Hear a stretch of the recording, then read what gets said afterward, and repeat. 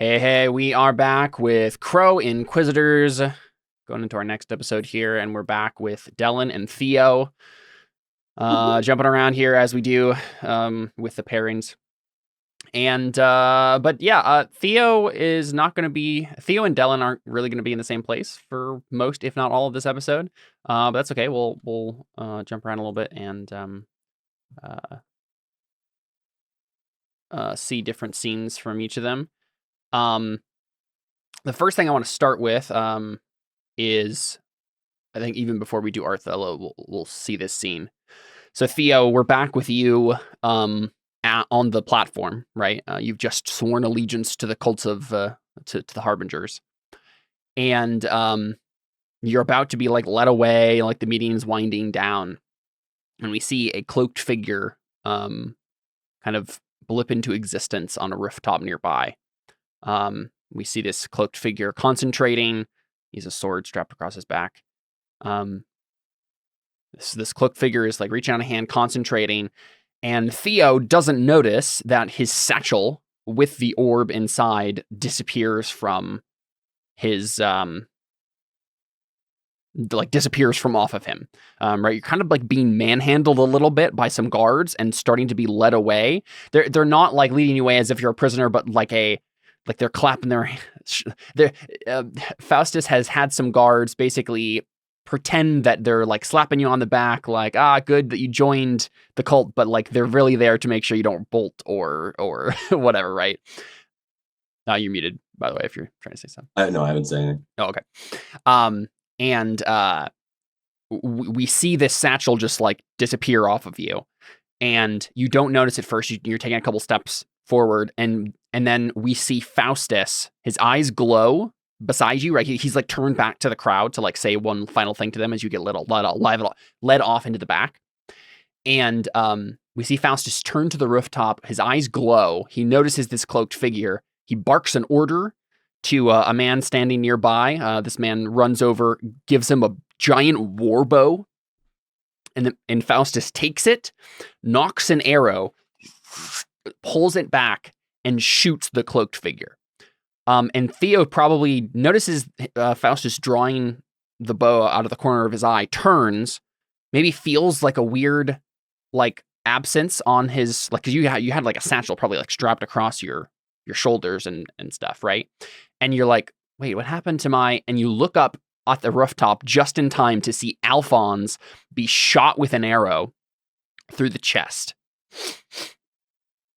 Great. And he's holding up your satchel with the orb inside of it, and the arrow goes through the satchel. You hear a crunch even from this distance, and the arrow goes like inside his chest, and then Alphonse drops off the roof. Oh, we don't have to worry about accidentally letting all the evil people out, I guess, huh? Yeah. But what happens is we just cut the scene there.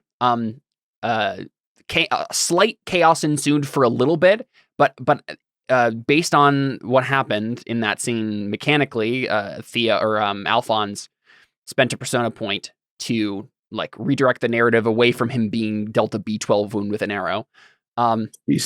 Something weirder ended up happening, but one way or another, Alphonse was saved from being like captured or whatever by Faustus.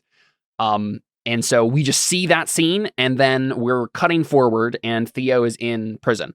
Right? He's in some cell somewhere, kept by Faustus. Does he still get wounded? Alphonse did not get a wound. Well, he got a wound that, like a light wound that went away. Something much worse and much weirder happened to him instead. But neither Dellon nor Theo know what that might be. Right now, we think he's dead now. Okay. Yeah, I mean, Theo at the very least is just like, whoa, Alphonse just got shot in the chest. That's not good. but like you got led away as the crowd is like being confused, right? And then you didn't see what happened next. I think you're in a cell. But let's go ahead and do beliefs and instincts and whatnot, and then jump into it proper. Start with you, Dellon. What you got? Her beliefs. Maria and I are working to protect Ceran. I will interrogate my father about his part in this new cult. I have been given a new station. I will do my best to fulfill these duties in the meantime. First, I must attend to the meeting Sergio arranged, which I don't think has come up yet, but what do you think? This new cult. Yeah. This new cult around Alphonse's son must have something convincing its adherents. I will determine what doctrine they have twisted to bolster this movement. On my blade of my life, I shall hold the enemies of God at bay. Currently, that doesn't have a functional bark to it. Instincts: never go unarmed under any circumstances. Do whatever it takes to win when something more important than myself is at stake, and never leave a word against the Holy God unchallenged. Cool. Your long list of traits. Yep. Disciplined, haughty, religious, early riser, prominent scar, faithful, marker privilege, tonsured, fearless, gifted, sworn to the order, commanding aura, avatar mode, which I still need to actually make that trait like proper with description and stuff, and then nimble. I figure since it's just you two, we read them out anyway. Yeah. Oh, yeah. I was just saying, I thought we were skipping them. So nah, read them. Sorry. You're good. Theo. I must transcend to godhood. I will prepare myself by sharpening my will, nerve, and faith. My new patron has offered me power. Not new anymore, but my patron has offered me power. He might be a demon and deceive me, but I must test my faith in order to find out if this is the one true god or a dangerous demon. And what to do with that information. I didn't necessarily. I will help. You catch that car. What? I said, once you catch that car. Yeah. I will help Asia find and secure the keys to prevent others from using them. I will find out which one Faustus has, where he has it, how to get it off him by gaining his trust within the cult. Cool. Instincts. Never give a chance of power. Always trust my friends and never heed danger. And then my traits. I don't know how they're going to help me, but appreciation for beauty, attractive, empathetic, light blonde hair. That's all. Or there's die and call on traits too. Oh, okay. Rapier wit, life is death, faith in dead gods, glory hound, fearless, apostate, Spartacus, Faust. Was it Faust? Faust. Driven and show no fear. Nice. All right. Yeah. So, I'm trying to think of work in this cult. Apostate is one of the reasons that you were able to defect. Yeah, because they were like, oh yeah, we already know that Theo's an apostate from multiple religions. Yeah. So yeah, he had a reputation. I'm trying to think where we start. We could start. I have ideas for both of you on where to start. Do we want to start with Dellon or Theo? We can start with Dellon. Okay, let's do it. So Dellon, bring up my notes here. I think you're probably talking to your wife, Maria. We've been dancing around showing Maria on screen just because every time we were going to show her, it was going to be like a much bigger thing, and so we skip through it. Yeah. But I think we get like a dedicated moment here now, where Dellon is like talking with his wife. Is this in your manor? Like what is this, as you're just kind of like talking through the cult stuff with your wife, the Messiah cult that your nephew is now at the center of? Right. Yeah, probably. I guess I did wonder if I'm replacing the guy who was over the Holy of Holies, which had its own island. Am I there now? Or how does that, I mean, obviously I probably don't move. Yeah, I mean, you're replacing two different people. They kind of like consolidated things. So okay. Yeah, actually, this is something that happened last time when you were gone. With Connor and Jared. Okay. So Nico, the bishop who was in charge of the city of Lucerta, the guy whose father you killed. So that guy. Yes. He was given an offer by King Valerio, to forsake his bishopry and just become a duke, under the secular authority. He accepted this, on Alphonse's behest. Alphonse was the one convincing, like pushing him forward to do this. And in a weird turn of events, the bishopries kind of collapsed in on each other, and now you have two bishopries. You are now the bishop of this weird temple island, but also the bishop of Lucerta in general. Oh boy. Um, Okay. And this isn't necessarily something that Sergio wanted, but the politics of it shook out in such a way that it made the most sense to just do that. Yeah. Okay. Yeah. And so Dellon is even have more Interesting. power than he thought by the end of this. Great. Okay. Yeah, so that'll I be mean, interesting. your house, you could keep your house where it was. You could take Nico's house. You could go to the Temple of the Great, like, the Bishop or the Holy Island or whatever. Right. Wherever you'd want to stay. Yeah, I mean, I think it might make sense to live on the island because that was the whole point of the island, is that it's dedicated to that, if I remember right. Yeah, it's like literally the temple district. So any of the main religious stuff that happens here, that's not like the Vatican, where Sergio is, happens here. Right. So. Yeah, so I mean that probably makes sense. So then we're probably there. We're probably in a similar manner, but in a different place. Yeah, we probably see and maybe servants. that can even be what's happening, right? Like they're moving all this stuff. Your new servants, right, are that you've inherited from two different bishops, right? Jeez. are now like shuffling possessions inside and getting everything set up and stuff. Yes, you see paintings like being taken out of canvas covers and put on walls and stuff as you're they're redecorating and whatnot for your arrival. And I think Maria is probably holding your son. What do we name Akile? Yeah.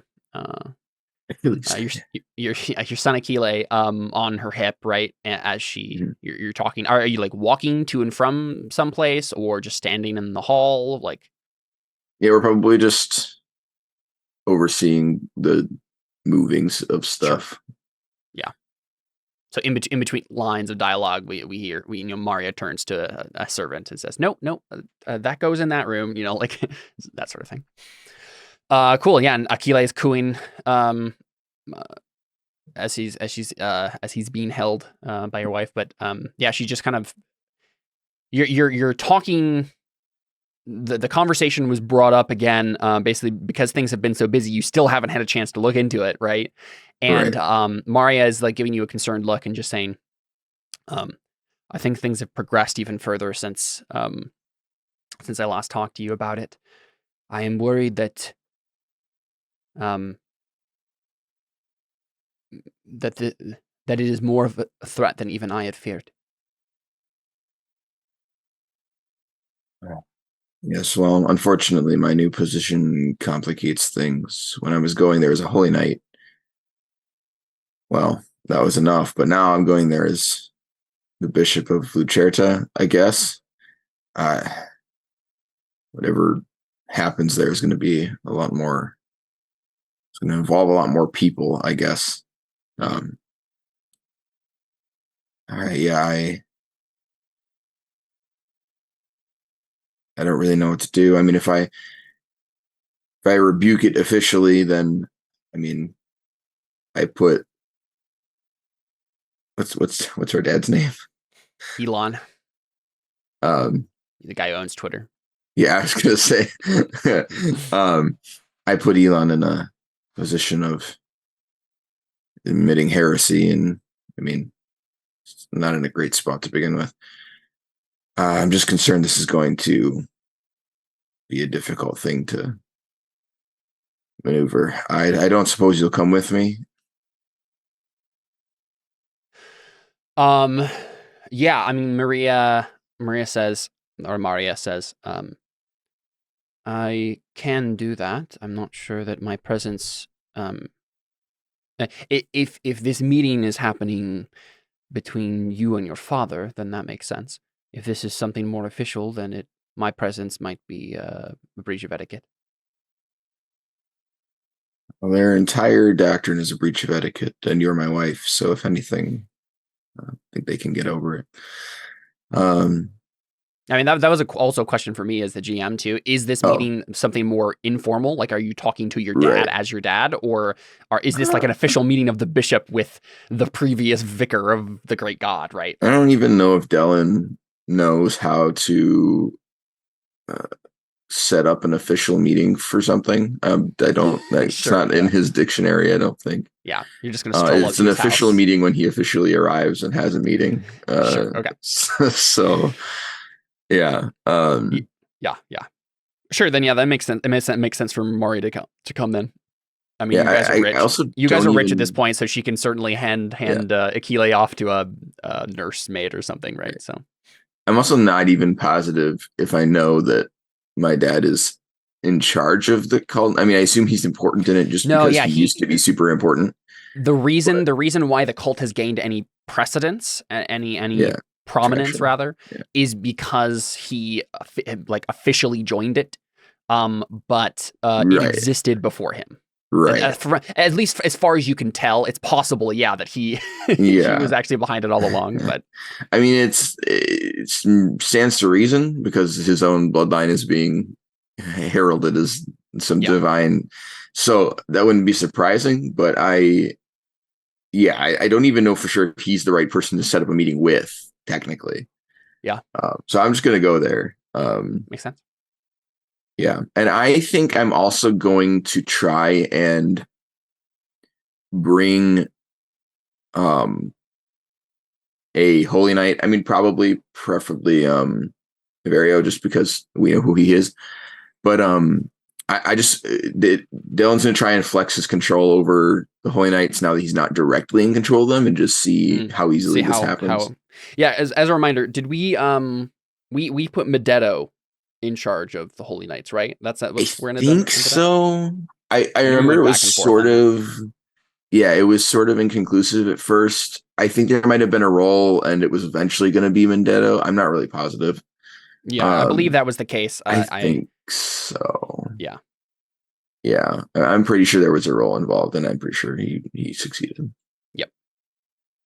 I'm pretty sure that's the case. Yeah, so I think we actually do see Averio step over, and he was off somewhere else in the building and steps back over and is in his armor and has a sword with him. He's ready for anything. But he says, well, it doesn't seem like they left that Armando left any what would he call this? Painted relics or something. No, yeah. Influence. I don't know. It doesn't seem like Armando left any other surprises behind for us. The manner seems clear enough. Good. I appreciate your thorough examination. I was a little nervous about moving into a demon-possessed house, but I appreciate that. Yeah, he nods. And he says, I guess this would be the point where you'd invite him to come along if that's your plan. Yeah. Well, and I think he wanted to try and do this through official channels because he wants to see how much red tape is going to be involved when he does this in the future when it matters. But yeah, I suppose that makes sense. So he says, I've been meaning to ask. I intend to go speak with my father about this cult thing that he's initiated. I'm not even sure yet. But considering how little information I have, I wouldn't mind an extra sword, one that I can trust. And I suppose I'm a bishop now, so I can just. Well, I mean, I guess I don't know. Still getting used to all this, but yeah, can I count on your assistance in that? Certainly. Did you want me to leave someone else with your son then? That's a good point. And this would be Vario could probably make a circles test to gather up some other holy knights who would be trustworthy. Yeah, I think I'd probably prefer that. Yeah. Yeah. And he says, to be fair, I would rather have you remain here. I need the most trusted person where where things are most vulnerable. Anybody you trust enough to send is sufficient. I've been meaning to ask, how is Medetto settled into his new role? And I guess more importantly, how do you evaluate his performance?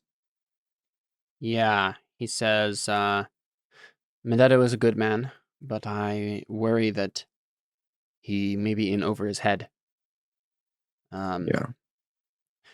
He's always been a light-hearted sort of fellow, and seems the years have beaten that out of him slowly but surely, and this may have been the last straw. I haven't seen him laugh or smile in some days. But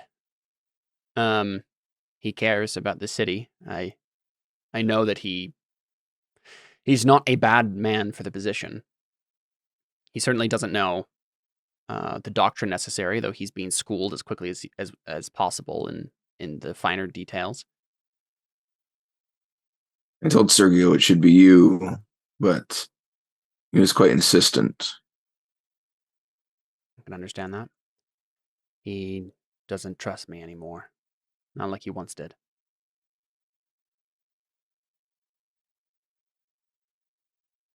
I'm trying to know. I'm trying to think of how aware I am as Dellon that Sergio is being manipulative with this decision. Like, my answer is he just knows you can't be easily manipulated, but I don't know if Dellon's super aware of that necessarily. What do you think? I mean, you can assume whatever you want. But in terms of like, does Dellon actually know? Sergio's situation, that would probably be a role of some sort, maybe. Okay. I mean, it's one you'd fail, but probably it's not super important. So then it's probably not that important, right? Right. Okay, then he'll just say, well, I will pay him a visit and see if there's anything I can do to assist. Certainly taking on a new role is difficult, especially one that I mean, learning the entirety of the doctrine on top of learning a new job. I'm not surprised you haven't seen him smile in a while. He's probably under a lot of stress. Yeah. So is this a Vario? So I think my initial thought when I suggested it was that Averio was circling someone up to stay with your son, but if you'd rather have Averio stay with your son and then he circles up someone to send with you, then that makes sense too. Yeah, that's probably what I would prefer, because I'm less concerned about whoever comes with me. Because if they turn out to be untrustworthy, I can just kill them. But if All right, there you go.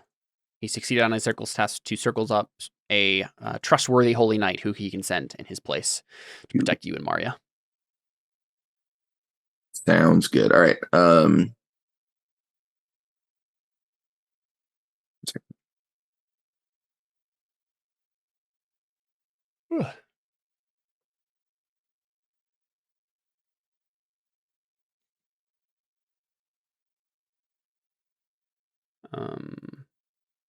But yeah, you can head out to Elon if you'd like.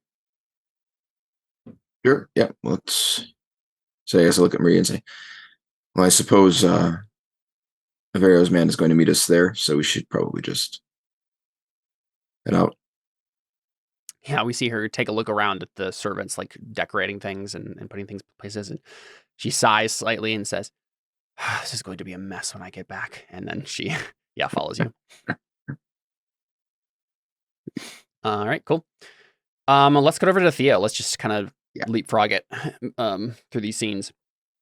So Theo, you're currently in a cell. It's not a proper cell like that. I don't know if there's an actual jail that Faustus has access to, but it's like certainly like a locked room. Yeah, some locked room somewhere. Closet. I don't know if it's I'm trying to think. I think it's like a stable that has been retrofitted for something like this, right? So the fences have been built up higher and whatnot. And so like you can tell that there could be people next to you in these various stables if they had multiple prisoners, which you don't necessarily know off the top of your head. But Theo probably wakes up after a rough night spent in this stable cell. And did they beat me up at all, or? I don't think so. They just like talked to you firmly and then basically said like Faustus will see you soon and brought you in here. And it was like it was never explicitly framed as if you were being imprisoned, but like you knew what was happening the whole time, and then they closed the door, and then you've been here overnight. So you're like, well, Okay. Have you been spending your time doing anything in particular, or No. Okay. No. I was gonna say, I mean, you have the Maybe ability to meditating. try for meditating. Yeah, exactly. Instead of sleeping, right? Sure. That's Yeah, something I'll you've been doing. meditate. Let's do some meditation. Cool. So you have a will of 5, and you're trying to get upgrades on will, correct? You're not trying to get meditation. Uh-huh. So I think let's go ahead and make this an ob 4. So, Ob 4 meditation. I mean, you're in bad environment. You know, it'd be rough to meditate in this sort of situation, and you already have a bunch of stuff going on anyway. It's gonna be hard to focus. Also injured, so it's probably gonna. Yeah. Oh. Oh well, I'll make it sorry. Go ahead and roll it again. I forgot you had the 2 wound dice. Yeah. Wasn't it like? Guess. But aren't I meditating for like a long period of time, and so it's like. Oh, I guess you do need increased? it challenging anyway. So that's fine. Okay. Yeah, we'll keep it. That wasn't challenging. I needed that. Okay. Because I didn't do any helping. Oh, as a reminder, we should just still roll this again. You need to be rolling these on meditation, even though you want them on will. Like technically, the ob is doubling. But that's why we do it through the being learned section. So just go ahead and roll it again. Let's make it an ob 3. Yeah.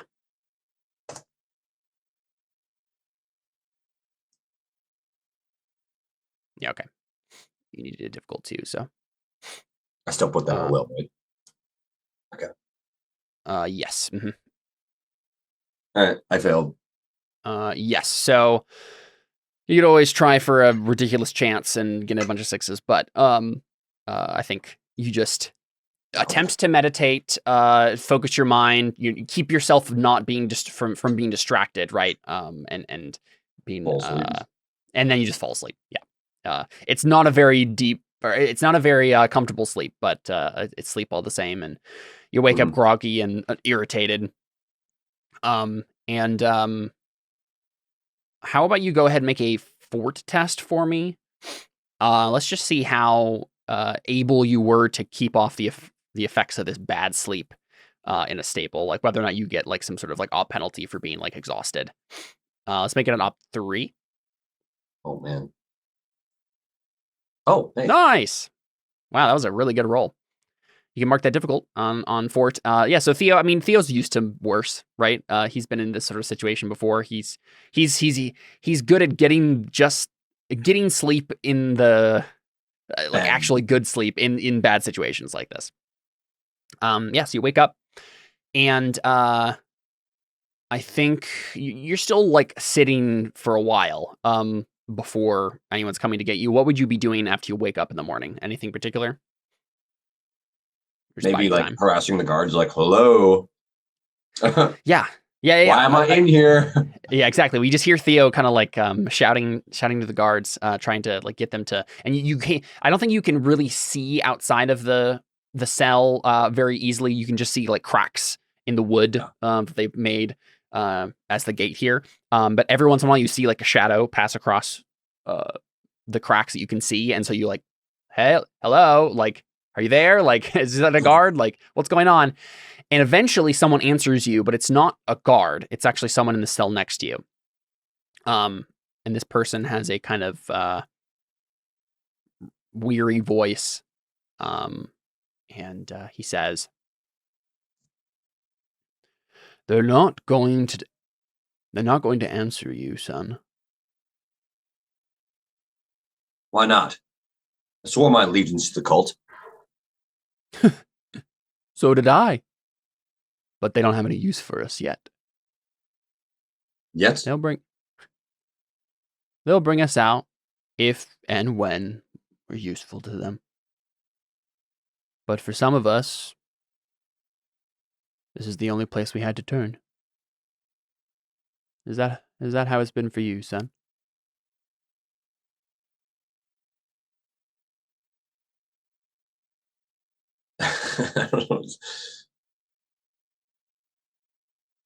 Yeah, something like that. Your voice sounds familiar.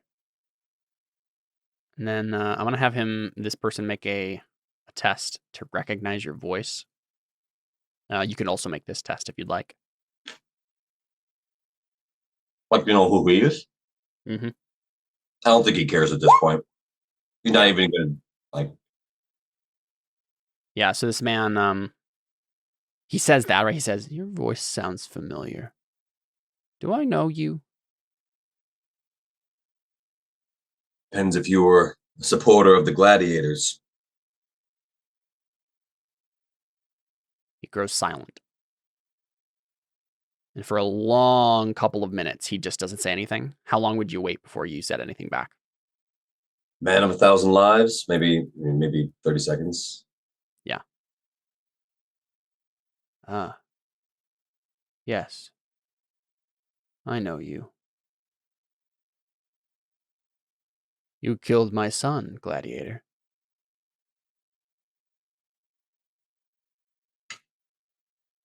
Your son. Murdered him. In the middle of... And he just cuts off.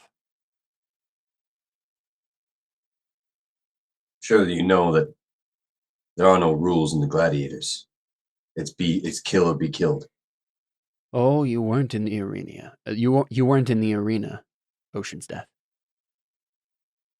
I never.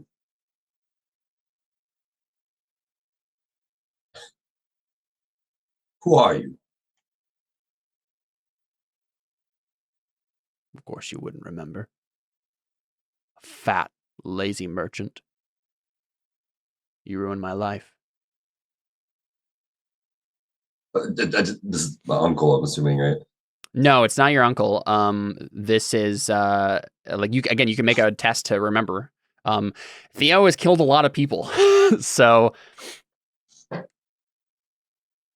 Yeah, but as far as I remember, like he didn't kill innocent people. I mean, just like straight up innocent people.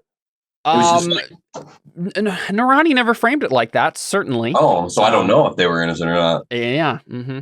Like they told me, or she told me that they were not innocent. Oh. Mm-hmm. Well, I mean, even if he was innocent, that probably wouldn't matter to his dad. Right. Exactly. Yeah. Yeah. You can make a perception test if you'd like to remember. Oh, sure. Okay, I'll try. What's the ob? I think it's going to be an ob 3, but I'll give you an advantage dice for like him having jogged your memory with stuff so far.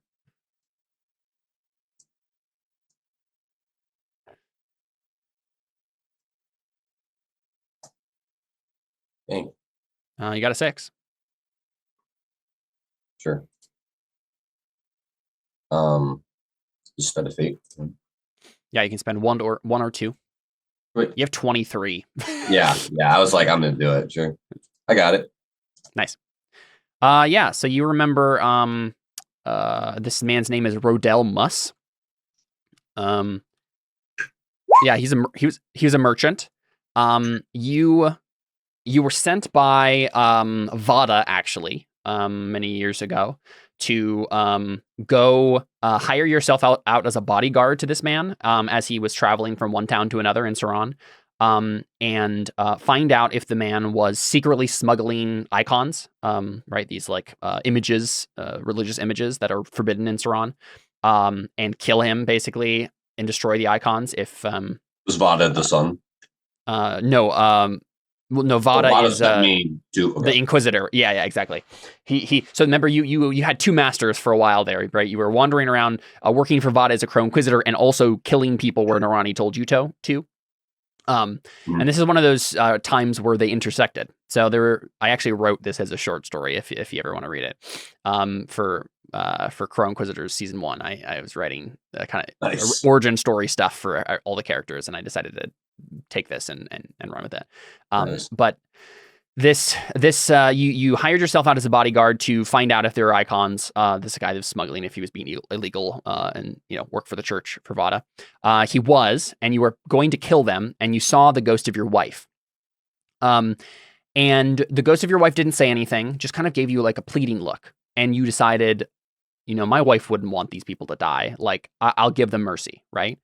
And you're not entirely sure if it was like it was in that time where it was never quite clear whether or not this was Narani showing as the ghost or if it was your actual wife. It was very unclear, right?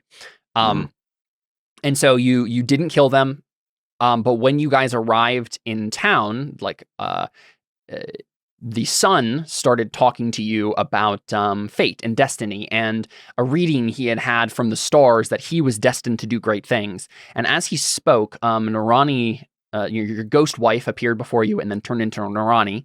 And Narani seemed very interested and concerned with what the man was saying, and eventually just turned to you and said, "Kill him." And it was still when you were like unquestionably doing this, and you were like, all right, well, I guess Narani, like, I guess this guy's a danger to the world. I guess I'll kill him. And you murdered him there, like in the early morning hours, in the, like, on the side of a town, at the side of a building somewhere, and walked away from the town. And all you remember is the father finding the body and wailing behind you. Yeah, this man is now imprisoned next to you and remembers you murdering after you explicitly told them, "I'm not going to kill you. We're just going to dump these icons in the woods and the church will never find out." Like, you explicitly were like, "I'm giving you mercy," and then killed his son anyway, which was so confusing to him. But it's because you had two different masters with two different agendas. And Vada, you felt okay disobeying, but at that point you were like, "I can't disobey Narani. I have to get my wife back." And yeah, so that's what you remember. I don't know what to say.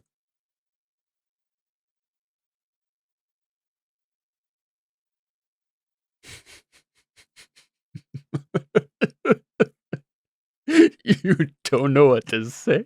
Are you laughing? He's kind of laugh crying. Oh, okay. Right? Laughing, okay. And he just like does that for a little while. I've done bad things. I know that. Yeah. Yes. She told me to do it. Why do you think I'm here? Why do you think I hate the gods? I don't care who you hate, Gladiator. All I know is that I hate you.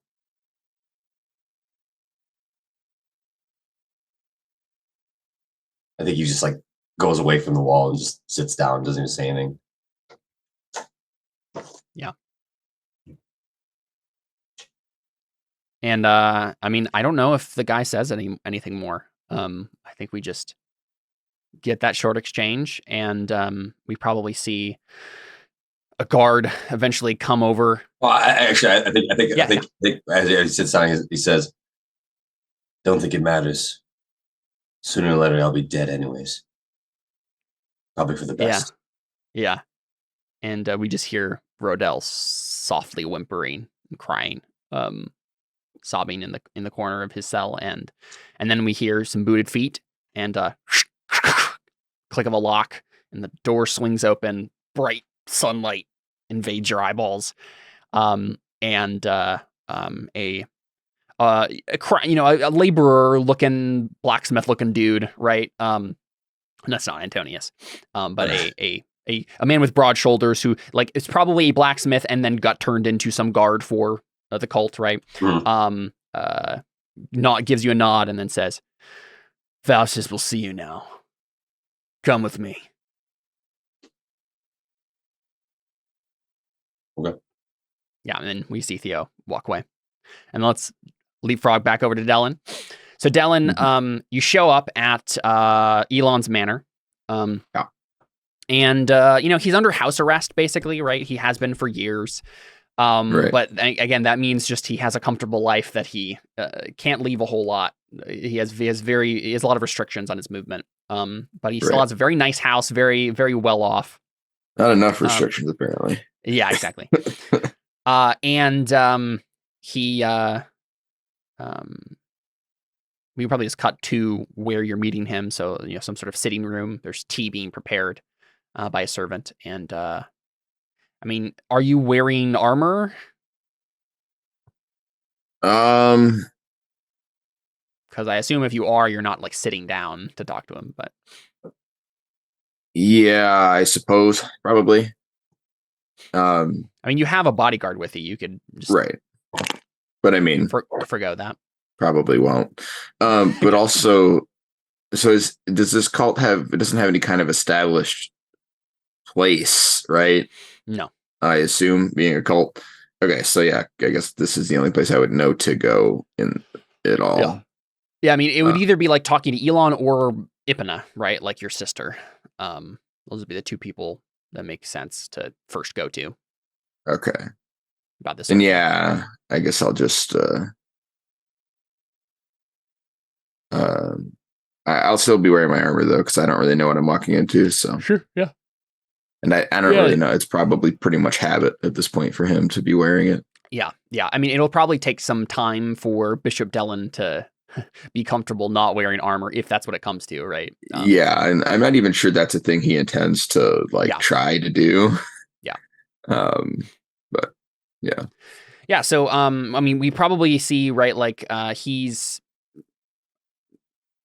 assuming, Elon is assuming that like we're gonna sit down and have a chat, but like realizes you're in armor, so then stands, right, his old creaking bones, standing up, and he's played by Ian McKellen, and so he's just kind of holding the saucer with the tea on it in his hand as he watches you from across the room here, and there's just been a quick exchange about are you gonna sit, and he's like, you're like, I have armor on, and so on and so forth, right, and so he takes a couple steps forward, sets down his tea on like a high table, and then goes to stand towards like a window that looks out on a little garden, and like next to his little sitting room here. And he says, I assume you're here about my show of allegiance. That's an interesting way to put it. And yes, that's why I'm here. It's only interesting if you don't believe in it, Dellon. It's not interesting to you. You're claiming he doesn't believe in it. But I don't know. So he said it's only. Oh, sorry. Yeah. It's only interesting. Yeah. I see what you're saying now.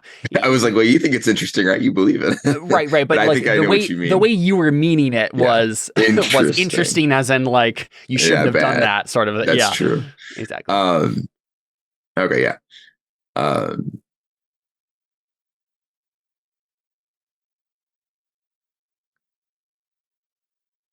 Yeah. I don't. I think he just kind of scoffs.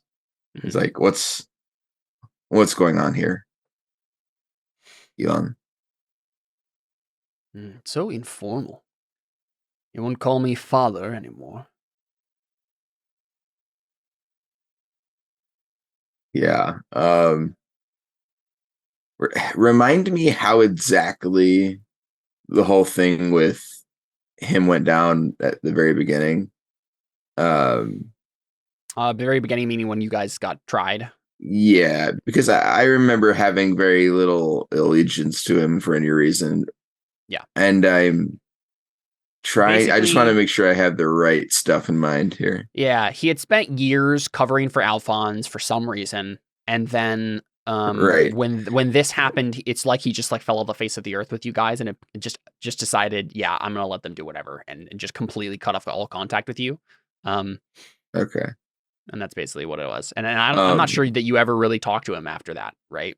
Yeah. Like Alphonse had some confrontations with him, but I don't know if we've ever seen Dellon have a conversation with his father. No, I don't think so. Did he? How did he handle the whole thing with Ipana? Oh, with Ipana getting pregnant and stuff? Yeah. Or you mean like the first initial part of it, where like just all of it? Like, did he? Yeah. What was his interaction with I mean, Alphonse I don't know. I don't know if Alphonse really ever filled you in on the details, but like Alphonse went to meet with him about it, and the guy freaked out on him and like literally like tortured him. had guards strap Alphonse to a table and literally took a knife to him to get out his frustrations on. Okay. But I don't think Alphonse has revealed that to you necessarily. Yeah, that's fair. That was a pretty intense, intimate moment. Yeah. So then I guess he just says, we've hardly been a family for the past few years. And maybe even before that, I don't know. Yeah. And that's hardly relevant now. Yes, you're a bishop now. So I suppose you're here to give me an official reprimand? Excommunicate me, maybe. I'm here to give you a chance to explain yourself. What is there to explain, Dog? I believe the rumors. You've claimed that my nephew is a form of what manifested God. There's a lot to explain, Elon. Don't be coy. There is such a thing as men with power in this world, is there not, Dellon? Does it matter so very much where the power comes from, but that we recognize the power for what it is? Luca is an extraordinary boy, and I believe that he is what is required to save Ceran. Is that so hard to believe, that I would have confidence in my own grandson?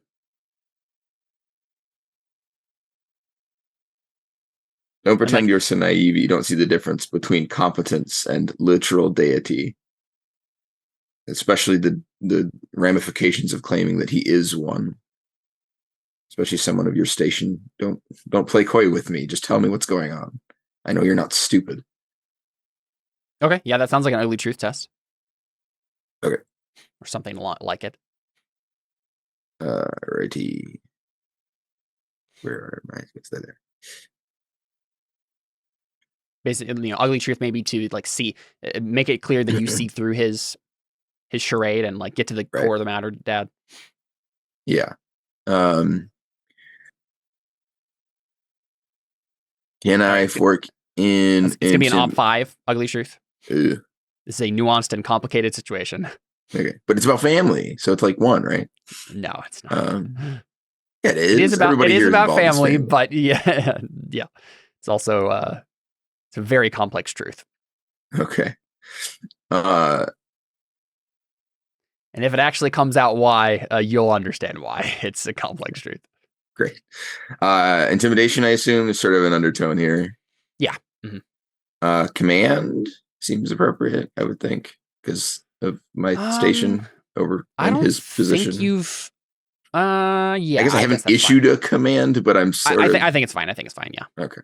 I'm armored, so I get that right. No. Persuasion, I assume. Yeah, that's fine.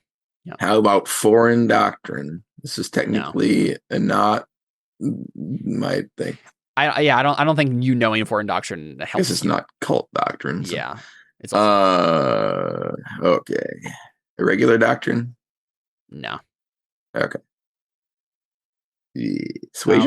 Let's make it op 6. I don't think Suasion. You didn't talk to him about his immortal soul at all. Let's make it op 6. Is there even an op 6 option? No, but I can I'm adding one for his situation and beliefs and stuff. Okay.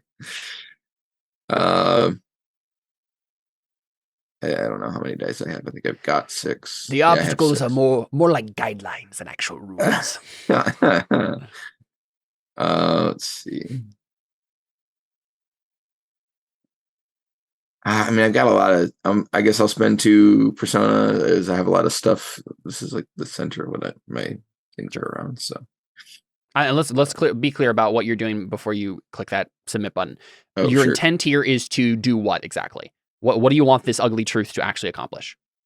Oh no, what just happened? Oh, okay. I thought I deleted something.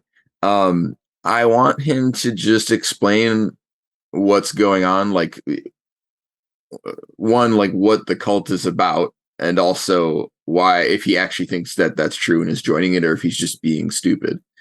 Has some ulterior motive, I guess is what I mean by that. Because get to the core of his motivations in joining the cult. Yeah. I just, because like the idea was I told him I was giving him a chance to explain himself before I'd just be like, you're just a heretic now. Sorry. Sure. Okay. So basically I want to know what he's actually trying to say he believes, because I literally know nothing about this cult except that they're claiming that, and why he's doing that. Because he knows that's not a good idea, I'm sure. Sure. And mostly because I'm pretty sure he just wants to be relevant again and like have power, and he's seen a way to do it. And that's what I'm looking for. So I'm curious to see how accurate that is here. Okay. Yikes. Oof. I did get that was not very good. No, it wasn't. I didn't even have enough fate to do that twice. So man. I only have one fate. The difference between you and Jared is wild on fate and persona. Yeah, I don't understand how he gets so much. Constantly catching up with the ones you spend. Yeah. And Jared will very often have multiple sessions in a row where he gains more than he spent, even though he spends ridiculous amounts of Artha. Yeah, which is hard for me to understand, because usually he'll get in trouble once or twice, and then he'll pursue his things. But that's only like five total Artha. Well, usually, so almost always, Alphonse has gone like humor fate point, right? That's true. As well, like every session. So I suppose that's fair. Yeah. Or he sets up his stuff specifically so that and then interjects so that he can get a fate point. Can I roll these random rolls? Like he's very careful to get check every box off his list. Yeah. Right. Yeah, I mean, I don't have enough fate to make that a reliable success, so I'm just not going to bother. Okay. Yeah, you can mark that ugly truth difficult. But all right. I actually don't need it. Yeah. Bummer. Yeah. So I mean, like, I think what happens is he goes for like the obvious thing that you expected, and like we as the players know that this isn't actually the full truth, but he caves to what Dellon expects, and that is he puts his arms out like this, right, and he says, "Oh, you got me, Dellon. I'm simply looking for an alternative power base in Lucerta. It's lonely, after all, being at the top of the world and then falling from grace."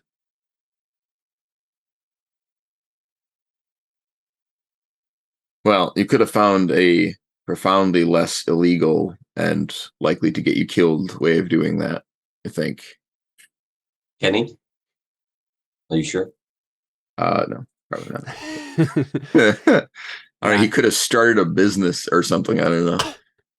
Yeah, he smiles softly and looks back, and he says, I think you underestimate what Sergio has done to this country, Dellon. What my dear, dear brother has done to our beloved Ceran. He's opened the floodgates.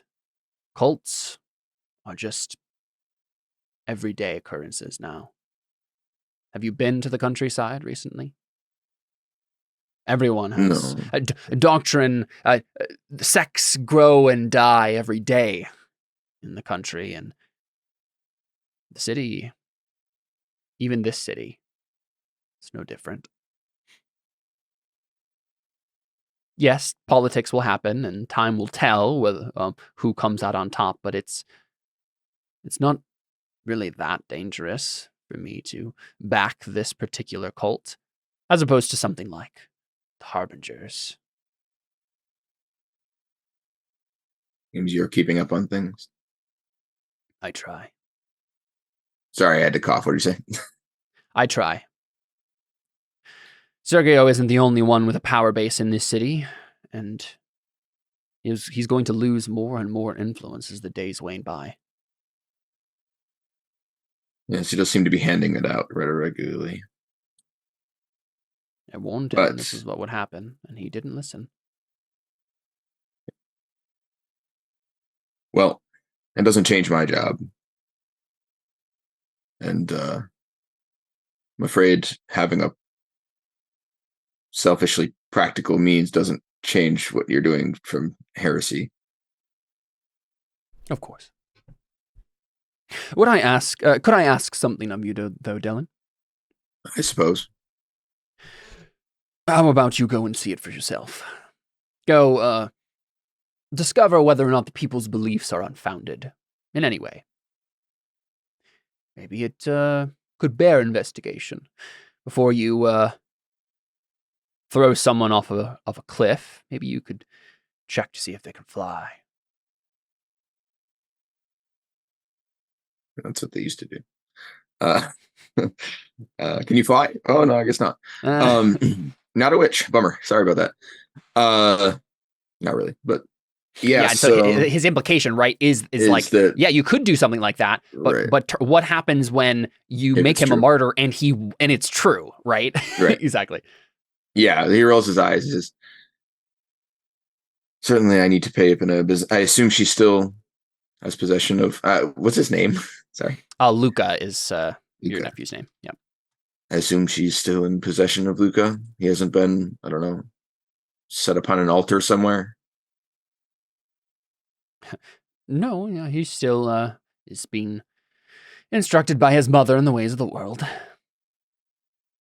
The cult actually has a very prominent place for her. Yes, I suspect. Well, I will go eat her. And I believe they're claiming that it wasn't possible for her to have fathered the child by Alphonse, and that it's actually some, or by her previous husband, maybe some miraculous birth, never been touched by mortal man, that sort of thing.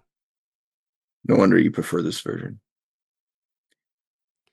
We all like to, we all like our own little lies, don't we? Sure. All right. And I look to the person that was sent with me and I say, Elon's house arrest has been particularly lenient, it seems. At least for the next couple of days, it should not be so. He shouldn't leave this building until I've discovered whether or not this needs to be followed up on. Let's have Dellon make an etiquette roll, I think, or maybe you don't have etiquette. I mean, is this for the guy I'm talking to, or no? This is like to get away with this situation without a fuss, right? Like you can do it no matter what. It's just like, will someone make a fuss about it somewhere? I mean, I'm talking to someone who's just admitted to being a heretic, and I'm leaving, and I don't want them to be gone. I feel like it seems like a pretty reasonable. No, it is a reasonable thing. It's just I think Maria is good at this sort of thing, so I feel like we could just make like an etiquette test for her just to see like if procedure she can, that I'm ignoring. Yeah, if she can smooth out the procedure here and make sure that it's all on the up and up, right? Sure. Okay. Since she didn't actually do anything in that conversation you brought her with, I totally forgot about her for a second. That's fine. I just figured she probably would be able to. Oh wait, could she have helped me in my? Yeah, it's too late now, I suppose. Yeah, it's too late, but yeah, we just forgot. You can give her some dice on this test though if you want. No, sure, yeah, I'm sure. She's gonna fork in command, doctrine, intimidation. Nah, she can't fork in intimidation on an etiquette roll. I have both of the first ones that you said, so I'll help her with one of those. And noble wise. Do you have any of them at 5 or higher? Doctrine and command are both. Actually, my command is higher than my doctrine now, but they're both. Yeah, sure. You can give her 2 dice for that then. Wait, they're the same now. Cool. All right, I will do so. All right, it's gonna be an Ob 4 etiquette test, so you can mark an Ob as if an Ob 4 on your whatever you. Oh, okay. Hold on. I'm gonna roll that very quickly because I don't know what that means. It is routine. Okay, thanks. I can't have any routines. You don't need routines. Do you want to do doctrine instead then? Doctrine is the same. I thought it was lower, but it's not. Oh, okay. All right, she succeeds. Nice. Here's something that I've been trying to get people to do on Roll20. Would you both go to the gear option on Roll20 and go to text chat options and uncheck enable background chat sounds? Does that show up whenever you do it? It's so annoying to hear. Like I hear it on someone's computer every time. It's so loud. Really? Oh, that was probably me. Yeah. I was gonna say there's no way it was me because I have headphones on. Yeah. That's Yeah. funny. Yeah. Cool. It is very alarming. It's Yeah. so loud. People on in our D&D campaign have had that on too for the longest time, and I just the other day I was just like, can we just turn that off, guys? Can we just like turn this off because it's just so Can we loud. just agree that this is awful, please? This is an awful thing. Yeah. That's funny. All right, cool. Yeah, so her etiquette roll means it's smoothed over. The proper people are informed. The proper people are given the proper authorization. Like all of it's on the up and up. And no one, you have the jurisdiction certainly to do this, and no one fusses about it. So cool. Yeah. So you're gonna head out to talk to Ipna. Yeah. Do we want to leapfrog to? Yeah, I was just gonna say. Cool. I think we leapfrog from there back to Theo. Yeah, so Theo, you are taken before Faustus. Faustus,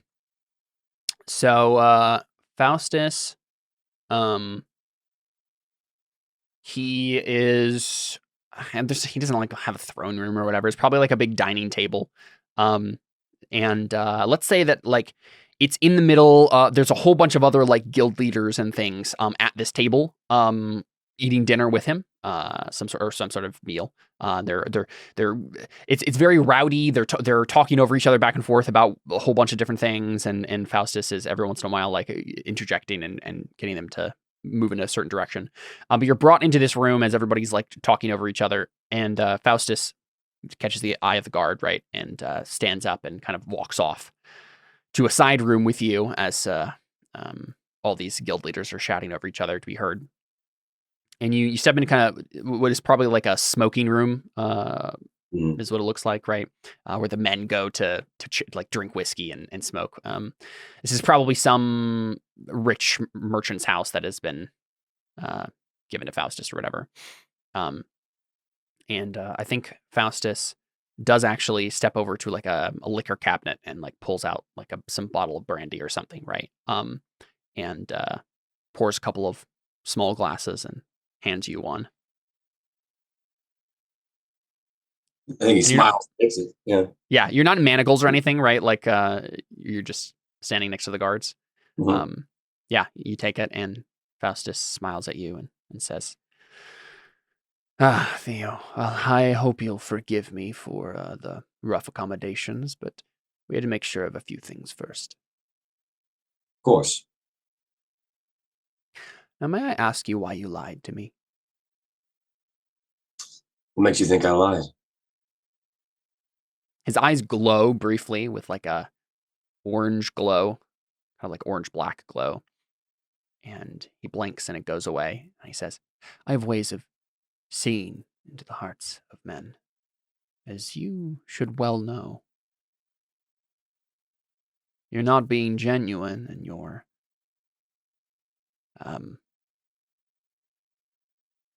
Professing. Profession.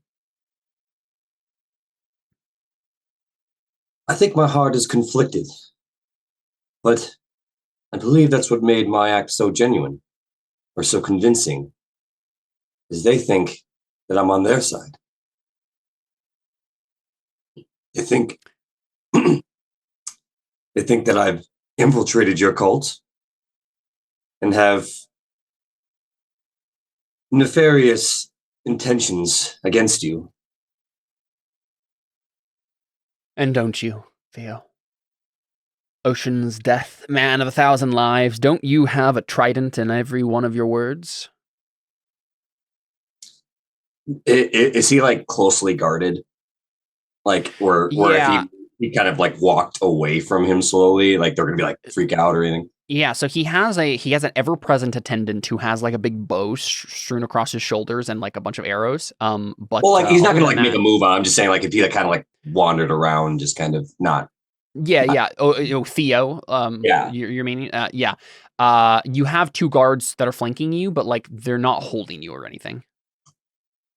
And you're in like an enclosed room, right? So they're guarding like the only exit. So. I think he kind of like walks off like away from him, and he's like, let me tell you what the gods have ever done for me. And he kind of like lifts up his shirt and he shows like the scars on his back. He's like, they are the reason I got this. And then he shows the most recent wound. He's like, they gave me this. And then he might have gotten, I'm sure he like shows a few other scars. Yeah. And then I don't know if I could do this in canon, but I think he has rings a thing when you get married in Lucerta or any. I don't know if you've ever established whether or not. I think wasn't there something that when Dellon proposed to Maria, he like put a ring on a sword hilt or something like that. I don't. And, like, stabbed it into the ground. Talked about it, but I don't remember what the thing was. But yeah, I think it involved a ring, or maybe it was an arm band or something. I don't remember. I think it was. I'm pretty sure it was Dellon's putting a ring on like the cross piece of a sword and then stabbing it into the ground. Okay. Whether or not that's what everybody does, I don't think that's true. But something that I have on me that represents my once marriage. That was I mean, they would have taken that away from you though, right? Because they took your trident and stuff. So they would have taken the ring. So I mean, this is something that would be on your character sheet if you had it. Let's take a look. Actually, you only have trident, clothes, shoes, and a shield. You do not have personal effects. Yeah. Dang it. Okay, I won't do it. I think he's like, they took my wife. They took my honor. They took my freedom. The church, the gods, all of them. They're all the same. Now, the thing is, Theo, I believe you when you say that. What I don't believe is that you are truly sold into our cause. Do you even know what our cause is, Theo?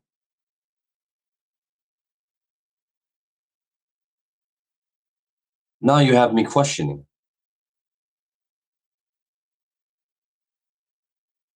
Tell me, how am I wrong? What don't I understand about your cause? No, I don't think you're wrong, Theo. I just think you're lying. Those are two very different things. Aye. Yes. You walked onto that platform and you told me you wanted to join the Harbingers. The thing is, you didn't believe a word you said. I understand you're conflicted, but conflicted doesn't mean loyal. And I require loyalty.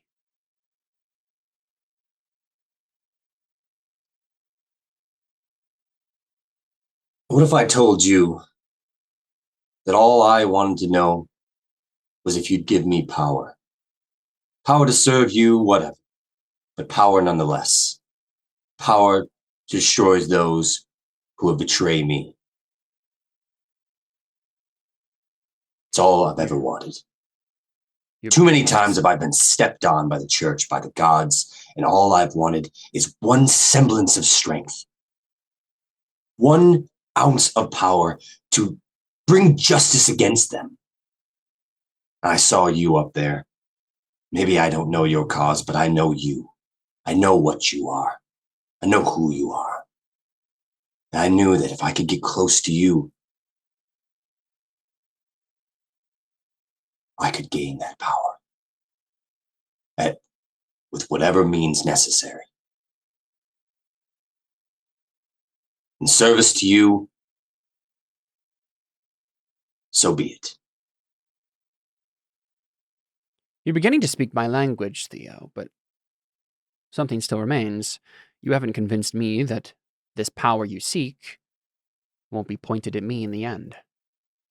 And then I want you, Theo, to like say one last thing and make a roll here. And I think like success will be he believes that like your desire for power is going to override any like ill will you have towards him, because he does have power he can give you, certainly. And so if that's what you want, and that will make you like, if you can convince him that is all you need, then he'll be like, sounds good, we'll give you that. Like, you're welcome on board. If you fail, I think it'll be he's like, I don't quite believe you yet. I need you to do something to prove it to me. Right? Okay. Yeah, that sounds good. Yeah. So what are you rolling there? Like, or what's the last thing you say rather?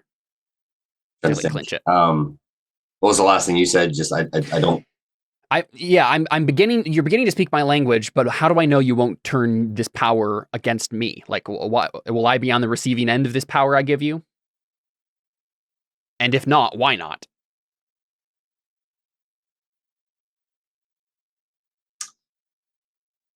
He's not thinking. He's not trying to lie, but he's trying to think of like what can I say to other than I swear I won't. Like just be honest and be like, you're very, very far down on the list of people that I hate. Yeah, I mean that's basically what I'm going to say. He's like, yeah, I'm actually going to say that. He's like, on the list of people that I would seek to destroy, you're on the lower end of the list. That sounds like an ugly truth test, right? Like you're on the list, but like let's be real. He's not trying to be like he's not like groveling before him. He's like being honest, and I think a lot of like this guy's a demon, and so he's like if I'm just honest with him, he's like I wanted to kill you. You're like I may want to kill you, but maybe you're like way down there. Yeah, I mean if you tell him that you don't want to kill him, that's a lie. But if you tell him that you want to kill enough people first that it won't matter, then exactly. I think it's an ugly truth. And like I think this might be a good play for you because Faustus has a 8 will, right? So if you tried persuasion, that's like your it'd be very hard. But ugly truth, like this is a pretty simple truth. I think it's going to be slightly difficult, but let's check.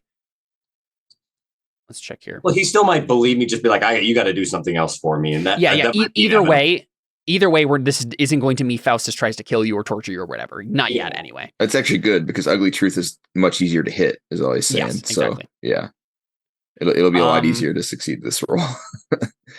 So I roll for perception then. Yeah. So it's, I put it in your being learned at the bottom there. It's ugly truth. So I will. I think it's going to be an ob 3. You have a 5 in perception. I'll give you a advantage dice. I think what you've said is no. Let's just make it an op 2 then. We'll make it an op 2. No, and then no advantages from that. Yeah, I mean it's being learned, and you don't have anyone to help you, so yeah. Okay, you but I think that's still probably better odds than if you were trying to persuade him straight up. So. Yes, yeah. He has wound dice, so it's going to make it more difficult, but. With Persona and Fate, you might be able to pull it off. Wow. Yeah, that was pretty bad. Oh no. You have like what? 22 fate. Oh, the so, wound dice. That's why. Yeah, exactly. You have 22 fate, so there's almost no reason not to just try, right? I spent 2 fate, or no? You don't have a 6, so it's just 1 fate, and you can just hope for rerolls. But I mean, again, like. You have so many fate. Might as well spend them. Oh, well, yeah. You should have put remaining obstacle 3. Oh, sorry. So you got 1 success, but it didn't, didn't pan out. So remaining, how many dice? Just 1 still? But yeah, you can roll it again if you like. That's fine. Yeah. So you still got the 1 success, but no. Okay. Not the ones you needed. Yeah, I think this makes sense. Like it's difficult for Theo to actually convince him of this. Right. I mean, I think he was kind of believable, but he's like, you could just be really good, and maybe you just got to do one more thing for me. Like I got to see a little bit. He wants you to prove it, right? He says, okay, you said there's a list. How about we knock a few people off? Right? Like go ahead. Sure, and all the people at the top of that list are gods. But like. I might. He asks you, what's the list? What's the list? Right? Give me the list. Well, here's the thing: is if I wanted to kill them, I can't necessarily kill them because I don't have like the power. Right, and that's he's trying to suss this out. He doesn't know what your list is yet, right? Like, so he's like, let me ask Theo, who is on the top of your list exactly? Well, to be quite frank, every single one of the gods. I crave their destruction, every single last one. They don't deserve honor and respect and glory. Perhaps this city itself, the church, perhaps Sergio. Now that's a name that I see as a more reasonable member of this list. If I was to suggest, just as a passing comment, that you were to cut the head off the snake, as it were. Are you sure that 3 more will not grow back? The church is a very powerful entity. I'd hate to think that I'd brought it down and it just returns once again. It's happened before. Yeah, he nods. I think this movement of ours is being threatened, but you may be correct. Not necessarily by Sergio. If you did kill Sergio, it's entirely possible that the next vicar is worse. Sergio is actually willing to work with me. There are others who are less amenable. Oh man, is he talking about Dellon? Yeah, which Yeah, is probably he says, I'd probably be the next vicar if we die. exactly. Yeah, I know. At this point. And I think he looks at you and he says, if what you care about is killing the gods, then why not kill the man who in God's name has caused the most damage in this country? Why not kill Dellon?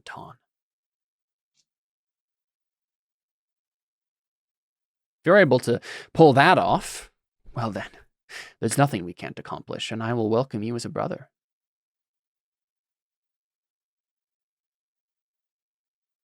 Faustus, you might as well kill me now if you expect me to succeed in killing Dellon. What's his last name? Sorry. I mean, you could just say Dellon. But yeah. Yeah, he nods.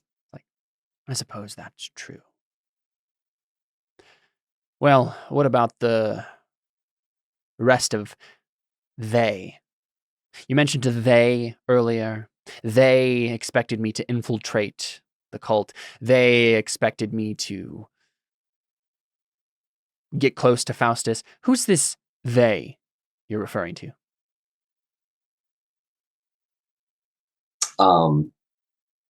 It's the man. The Order. Nice. I mean that's a lie. So wasn't it? Well, no, I think like they is Cantarius and Antonius and stuff, right? It's the Crow Inquisitors. It's the demon hunters. Oh, okay. I think he already kind of knows, so I guess I would probably tell him the truth. I'd say, okay. You mean Cantarius? Is that his name? I've seen him watching in the shadows. Heard someone knocking at the door, trying to find names, discover secrets, poke at weaknesses. The demons fear him. Do you fear him, Theo? Cantarius is weak. It's been weak for some time. I fear that if he ever tried to make a move, he would be the one with the sword in his side, or the sword through his chest. Cantarius is blinded by his hatred of demons.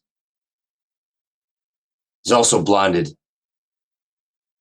by his distraction from the real enemy. Who's Cantarius the real enemy, is Theo? What?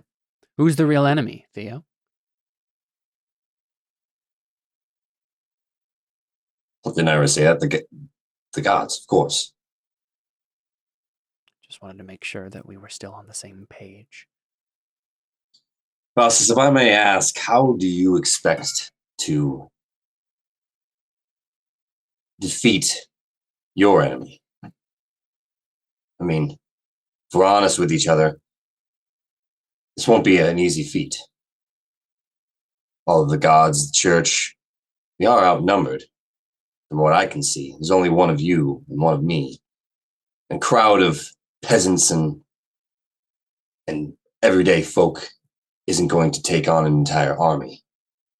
I see a pointless endeavor from this perspective currently, from what I know from the power that you may be powerful individually, but entire army, I don't see it. What's your play? Yeah, and let me actually make a roll here. I want to see how much Faustus has been keeping up with, astrology-wise and whatnot. Let's take a look at what he might have for forks.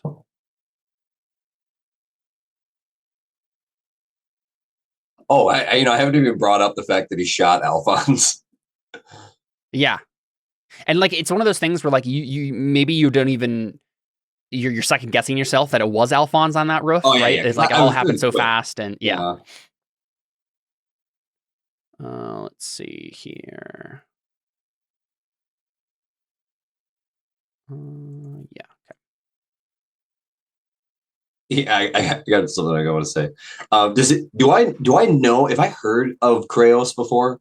I don't necessarily know that I'm talking Kraos, but if I heard of him, then we talked about him before, right? I think he's said his name, hasn't he? Has he not? Yes. I don't know if this guy said his name. No, I don't think this guy said his name. But I thought like Cantarius said it or something. No, I mean you know his. Oh, I see what you're saying. Yeah, you know his name. Yeah, I don't remember. So I do know his name. You know his name. Yeah. Okay. Yeah. Okay, cool. So I think he looks at you and he says, "As for the army, my plan was to bide time. Men are very good at destroying themselves if you give them the chance, Theo. But if you're talking about the grand plan, what we're meant to do in this city, well, I think you're already very aware of that." Tell me, Faustus, what do you know of Kraos?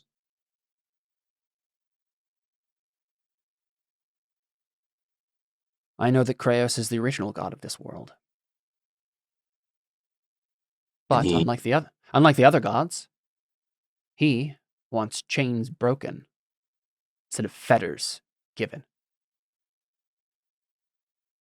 And how do you do that? By letting things burn, Theo. Too long have they been smoke. I would rather see them be fire. Wouldn't you? You burn the world.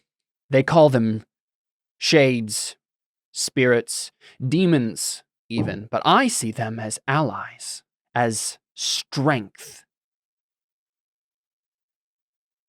And all we need are a few petty baubles. I think you know where I might find some of those.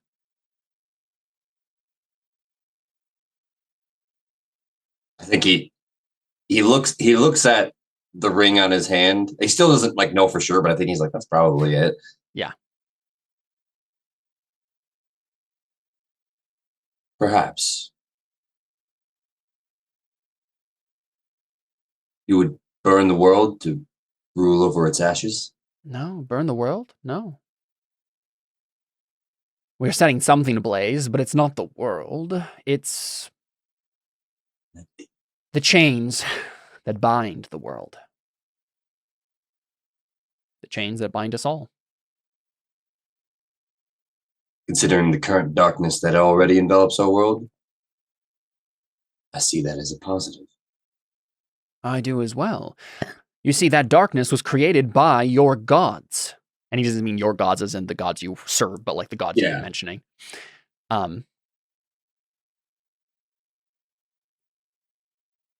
Theo, if you can kill the one man who I do think can end this, can stop this from happening, Cantarius, the demon hunter, the road is clear for us.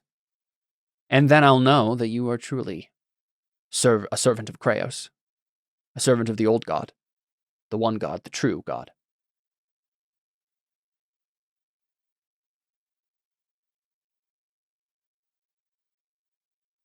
Won't be an easy task.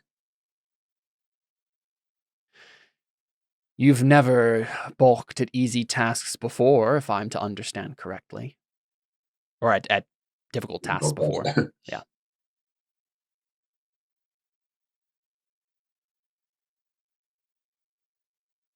As I mentioned before, I don't currently have the strength or power to do such tasks. And what would you require of me, Theo? I think he says, because he showed him the wound, and so he's kind of injured. It's kind of, I think like, maybe you should heal me. Like, that's a start, right? Sure. He's like, oh, what was it? How about a taste of the power? I believe we can do something. He kind of like, he doesn't like lift up his shirt and be kind of weird. He kind of touches his side. Yeah. Kind of just like fist. Yeah. Let's take a gander at what that would entail. Because I still couldn't defeat Faustus, so him healing me would just be like, oh yeah, that's definitely power. It wouldn't necessarily be like, oh, now I've got the power and I'm going to attack you. Like, I couldn't do anything more. I'd just be like a neutral. I'd be back to full strength, but wouldn't be any match against him in the one-on-one. So it would be no cost to him. He would be like, oh, sure, I'll give you a taste. Because I can't like do it while I'm injured. It's not going to do anything. So Minor Miracle says, so he has faith in dead gods as well, right? Minor Miracle says, when it is dark, we pray for light. When sorcerers chant, we pray their spells be broken. When the blade is snapped, we pray that it be made whole. When blood ebbs from the wound, we pray that it be closed. Does that count as getting rid of 2 dice of wound penalty from a wound that was already like treated, or is that sounding more like the wound is getting worse and we can stop it from getting like is it stopping the bleeding according to? Is that all it gives you? That's all it gives you, yeah. If it's a minor miracle, I mean, I feel like if it was already closed or not closed, then it kind of like I've played games where you have to dress the wound and then you have to heal the wound. And so it's kind of like it's already been dressed, and now it's just like. So the next step would be, yeah. Because like the other ones that make that the only other ones that make sense would be intercession, Ob 8. This mighty miracle brings the hand of God down to pluck the devotee from danger.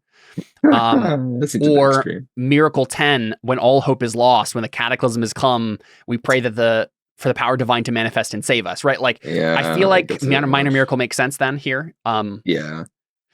I don't feel like it's anything more insane than a miracle because, I was dying, and it's like, oh, you might die. I feel like this is less than that. So at the very least, it's not even a lethal wound anymore. So yeah. Are you helping him, Theo? You have faith in dead gods as well. If he says, why don't we ask Kraos and see what he thinks? Sure. Yeah. Cool. I mean, give him what's your dice in faith right now? 6. 6. Okay. So you can give him 2 dice. Luckily for you, he has great. What if he fails? Faith. He has gratiated faith. Oh. And then he's going to go ahead and spend a fate point to help himself with corruption on this. He has corruption as an attribute as well. There you go. Just get him to do that enough times, and the problem will solve itself. And then Ob is 5. Really? That's it? Yep. There you go. Oh, okay. Yeah, again, because the other options would have been Ob 8 or 10 for intercession or major miracle, which I don't think are the case. It's a minor miracle, right? So it's weird that it jumps from 5 to 8. Yeah, exactly. But I mean, he got a 9 altogether, so he could have gotten that lower one anyway. It could have even spent a fate and maybe gotten a 10. So I don't think it's that big of a deal either way. No. So Theo, you can. It'd also be nice for him to not be rolling with -2. I know. You can negate your wound, my friend. Yeah, woo! Wait, how do you do that? But let's talk about this briefly because I think what I would like to do, because you've kind of stepped into this world, I think I would like to transmute your discipline attribute into corruption. Oh. So again, corruption is something that like you could advance and could get worse, but for right now, it's just like a few kind of weird, spooky traits that you might get, and then you can call on it to do crazy things. Corruption kind of like the source of your magic. Would you like but then corruption, Theo? Would he be able to use magic spell? No. So what happens to people who have demons power their magic is the corruption is a substitute for discipline in this case as the magic. Okay, cool. So I can like. So this actually would mean that I mean Kraos himself is kind of your patron in this sense, but this is basically like there's a tendril that's trying to get in as you're healed, right? Kraos' tendril trying to basically possess you slightly, right? It's more subtle than other demons, but this would be Theo getting corrupted by Kraos further. So is it kind of like, I mean, like, is there a point where the more corrupted I get, the more he's got control over me? So the way it works is there's three main things you can do with corruption, and it's spend a fate point to help either your test or someone else's test with corruption. You can spend a persona to use corruption instead of an attribute of a ability. So like say you didn't have ugly truth and you needed to make an ugly truth test, you could spend a persona and now you're just rolling corruption instead. You can also spend a deep. If I did that, would I not have to take the double? Exactly. Yeah. Mm-hmm. Okay. Sweet. Yep. Or you can spend a deeds point to add your full corruption dice to any test. The corruption takes place of what? The influential discipline? No, it's your discipline attribute. So it's like your magic is now being powered by corruption instead of like the normal magic attribute.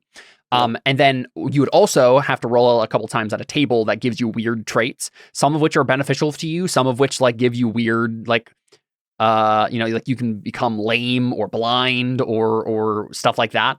If it gets high enough. Right now it's just at a 2, so it's not that big of a deal. But the worse corruption gets, and you advance corruption by using it or doing bad things. So, okay. So the more I use it, the more I'm like, the more you become a weird, creepy demon guy. Okay. Right? You down with this? Yeah, I mean, I think I've already agreed to it.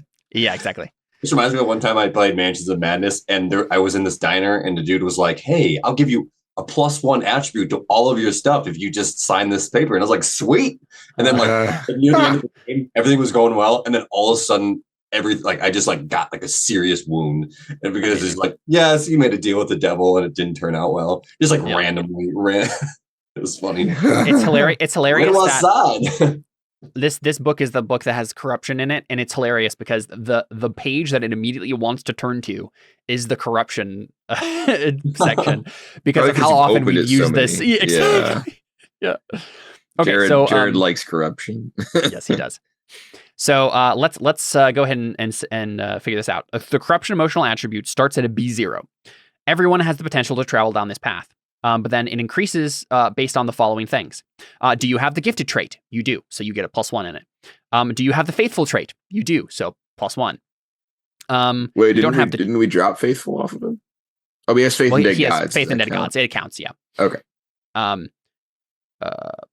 And so that brings you to where you already were with your attribute at 2, right? But you might increase it more. We'll check. Have you ever prayed alone at night to remote unholy gods to aid you? Kind of. You literally just did. Yeah. Yeah. Have you ever entered into a pact with a demon? Also literally just did. Yeah. So you're starting 4? Your starting corruption is 4, which increases your magic, right? Your magic is more powerful. Not automatically skill that you have, but I feel like this could be kind of funny because like there could be a point in which he has to do an exorcism on me. Yeah, exactly. Yeah. So like if I get too far, and he's like, "Oh, yeah, we have to exercise." If Cantarius does aura reading on you now, Theo, he will see this tendril. Right before, it was like a thing that was separate from you, right? But now it's like, do I know that? Should I bring that up to Faustus? Like, or do I not know that I'm being? I don't think you know. No, okay. I don't think you know yet. Yeah.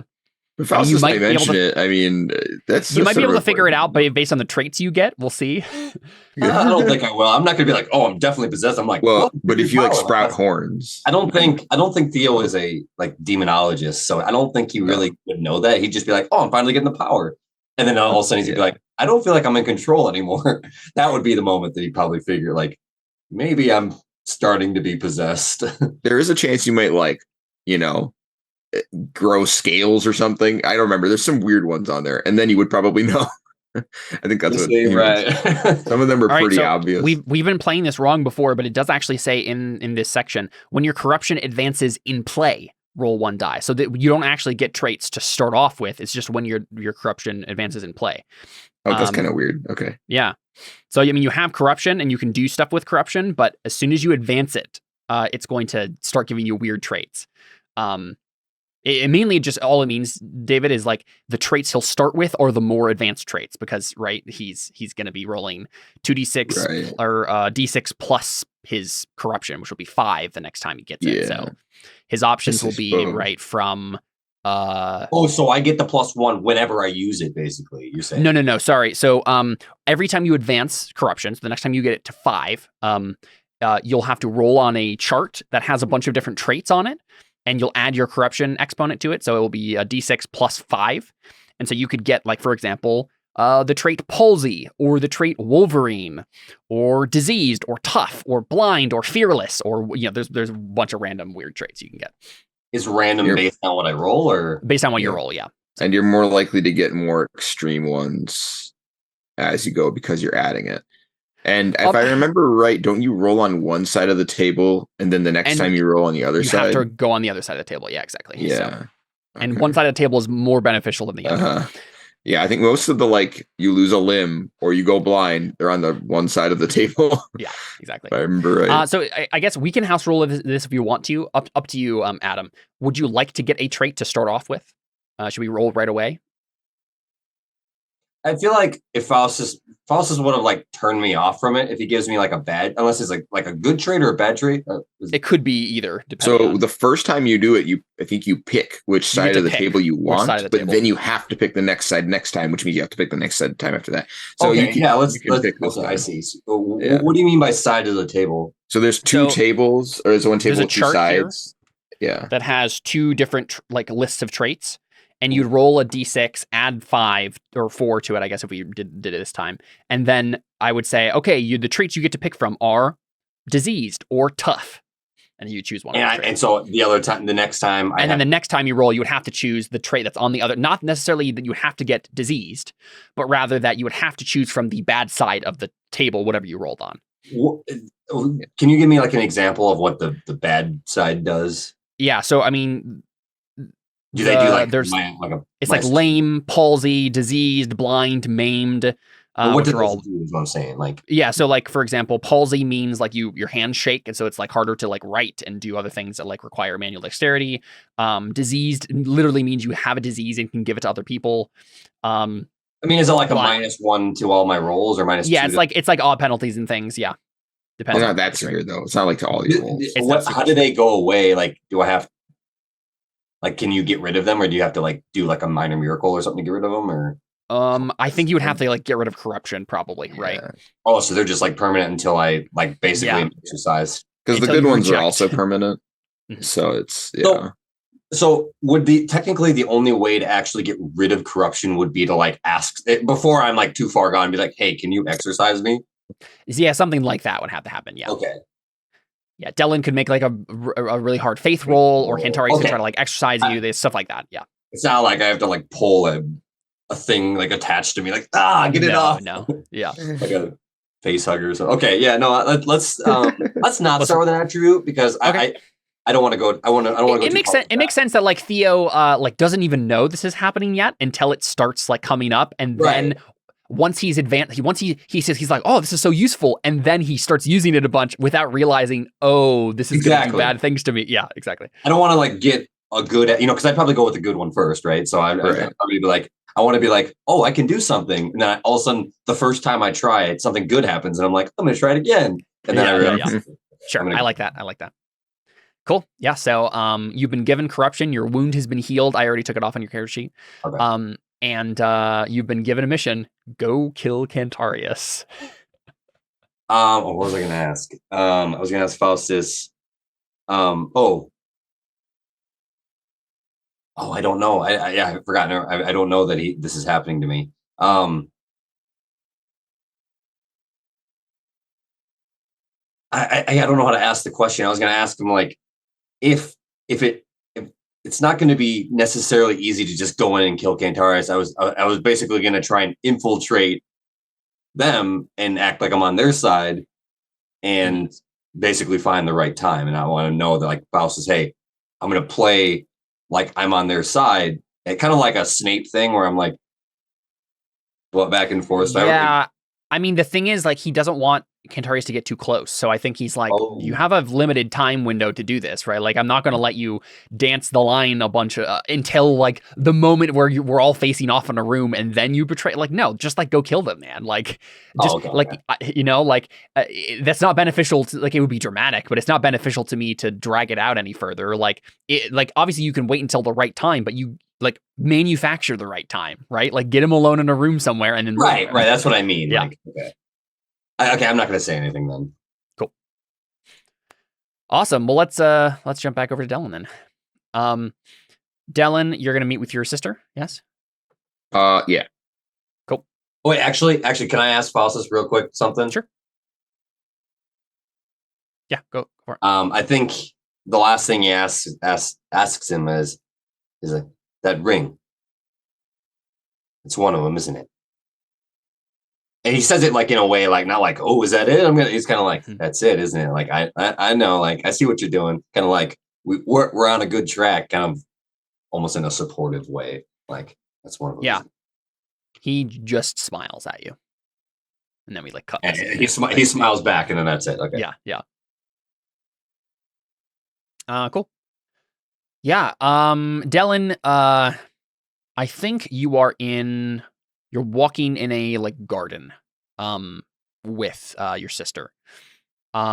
Maria can be there if you'd like her to be, but we could also have it be like just an intimate moment between the two of you. Yeah, I think he'll probably be by himself. Yeah, I think Maria's maybe just like doing the politics behind the scene to make sure that what you just did with your father is it doesn't blow up. Right. And so she's off doing that, and then we just have like a long, awkward few seconds of just walking between the two of you, where neither of you is saying anything, and Ipina is like looking down at the ground. I think we see Luca in another part of the garden, like near like a big fountain, and he is being taught by a tutor, right? Like the tutor is teaching him history, probably, right? The history of Ceran. And it seems Luca is, I mean, from your perspective, it seems like Luca's not, I'm gonna check something, but I don't think Luca has a very high perception. Also, Luca's like 3 years old, so maybe it's not super advanced. Yeah, okay, so it's not like history. It would be like accounting, probably. I mean, yeah. Trying to think. You already know that like Luca is a remarkably intelligent and like he is certainly a child prodigy in some sense. So he's smart and he's articulate. He's learned how to speak very early on and is very good at communicating his like thoughts and desires, even as a 3-year-old. Okay, interesting. So I think maybe he's just being watched by a nursemaid then, right? And he's playing, but like it's a very kind of dignified playing, right? Like he's very meticulously drawing something in the sand or the dirt of the garden or whatever, right? There's something he's putting together. And the nurse is watching him, but we do see him in the distance. And then you're walking next to Ipina, kind of like around the veranda or whatever. Okay. And you're probably gonna have to be the first person to say something. So what do you say? Yeah, I mean, I think I'm probably like watching Luca while I'm talking to her. Yeah. And I think this is, be honest with me, Ipana. Was this whole ordeal, was this Elon's idea? She thinks about that for a moment, and then she says, not in like a I'm coming up with an excuse way, but just like a I'm trying to figure out how to say this. Okay. And she says, I don't think so. He was certainly involved in some way in some of the early stages, but it was several different things that made it happen. Luca being able to speak so early. He's a remarkably bright boy. And pilgrims, for some reason, asking him to bless them. And he did it. He spoke the right words that I didn't teach him to say. I'm not saying I believe it, Dellon, but there's a reason why it happened. It's not necessarily Elon's doing.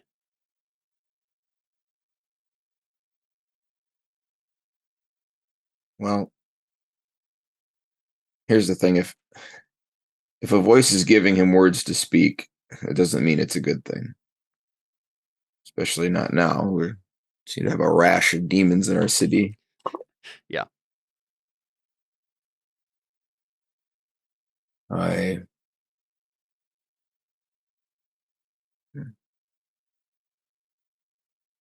Has he done anything else unusual? Anything he shouldn't be able to? I mean, I understand he's more intelligent than his years, but I mean, to claim he's some kind of okay, they said like Messiah. Are they actually saying he's some kind of divine? Yeah. Being, so right? I mean, you haven't done the doctrine stuff yet, right? You've just been talking to people, okay. So you don't know. Yeah. Okay, so then I guess I'll lead with that. I'm like, so what is this really? Is he? What do they say he is? Yeah, she says. The word they've been using is Messiah. A figure that is meant to save, bring deliverance. I don't... And like, I think I will make a roll for her to see how much she understands about it. Mm-hmm. I think she has doctrine, but I don't know if she's like super great at it.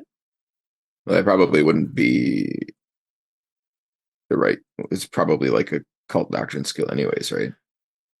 Yes. I mean, she can make a more difficult doctrine test to understand what's happening. But yeah, I mean, cult doctrine would be to actually understand like the people's beliefs themselves. But like understanding like what's happening and in like knowing the religious terms is a thing that she can do with just doctrine. Help her to see if I can... No, I think this is like something that she's just like, this is like what she knows so far, sort of a thing, right? Like, sure. So I'll go ahead and I'll give her a fork for court gossip or court wise, one of those, right? To like pick up on what people are saying about it. But otherwise, I think that's all she can do. I'm gonna make it an ob 5.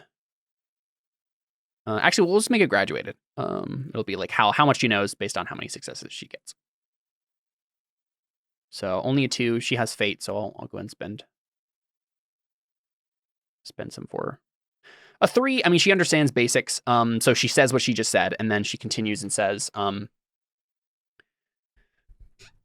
not entirely sure what they mean by divine, Dellon, but that is the word they've been using.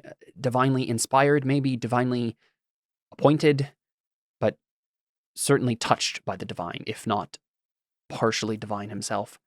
I don't understand why they would be saying this, but I suppose they're just latching on to his peculiar demeanor and claiming that he's destined for something great. I don't know. The jump between divinely appointed and divine is about as far as it gets. It's the difference between someone who's blessed to carry out a task for God and God. I understand that this isn't your purview and that this has all been sort of thrust on you. And frankly, I'm sorry that you have to. I know things have been hard already.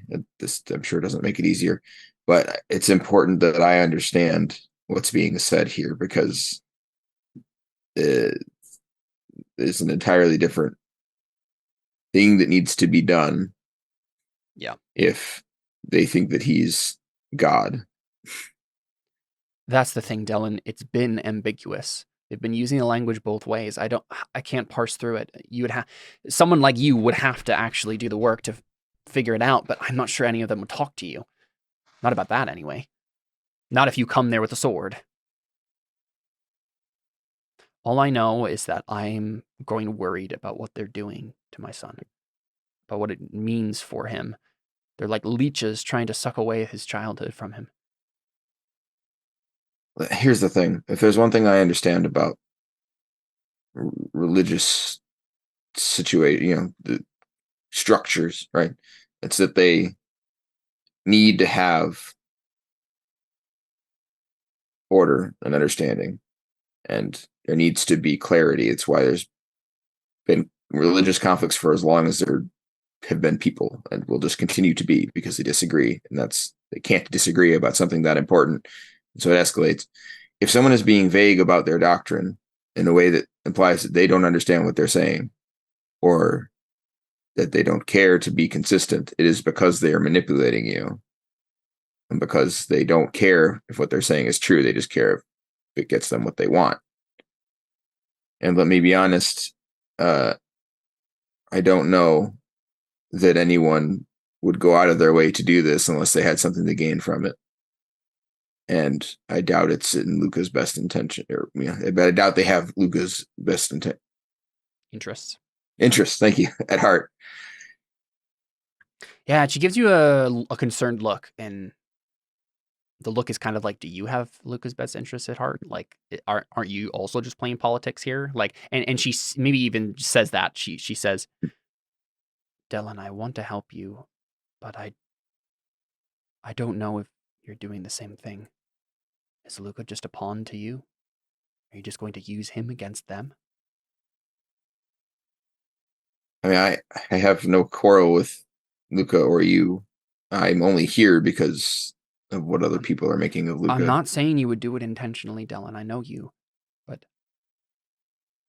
I want to make sure that my son is looked after.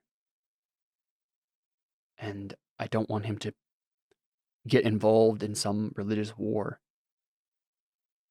with swords or otherwise. Well, I'm afraid he's already involved in something. The time for abstaining from whatever this is already passed. But I'm not going to bring Luca to harm. He's not involved. It's not his fault. He's 3 years old. He didn't start this, right? Mm-hmm. And unless he's been possessed, he doesn't even really have a part to play. And even if he has been, we'll find a way to solve that without harming him. But I can't promise that this won't. In fact, if I know anything about cults, I suspect it probably will come to violence.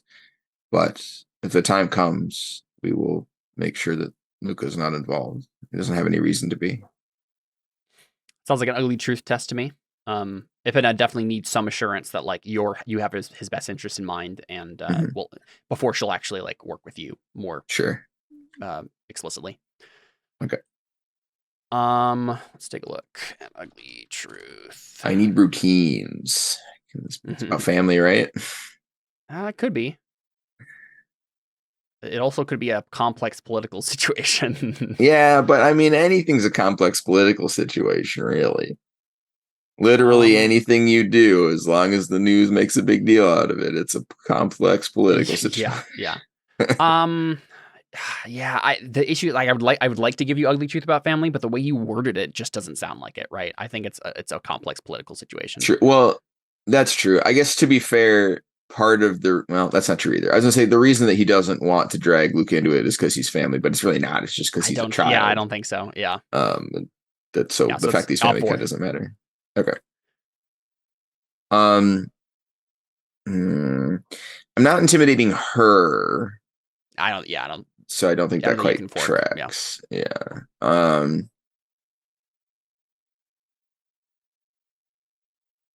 You do persuasion.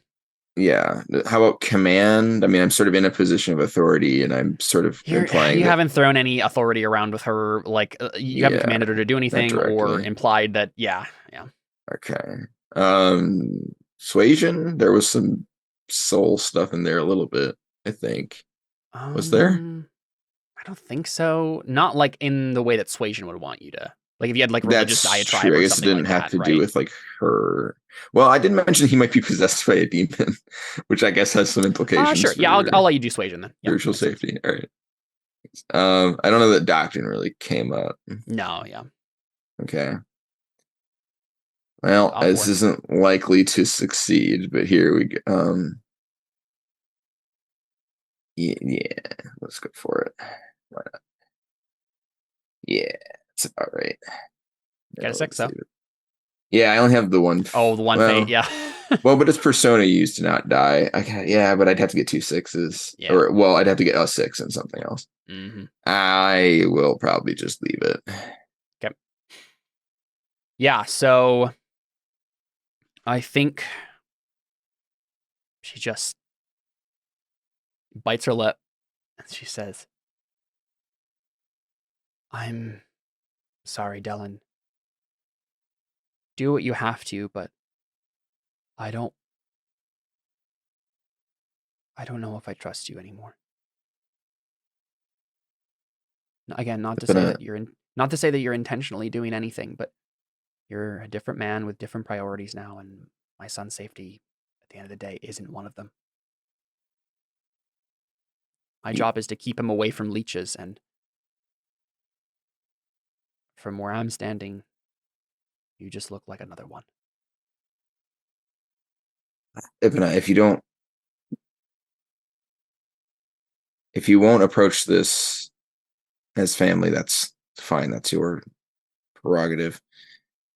But you have to understand that the more you work with me here, the more I can do to try and resolve it the right way. If I don't know what's happening, then I have to use authority. I have to use force. I have to get what I need to know from people who are unwilling to give it to me. And that's only more likely to cause problems. I don't want to do it that way.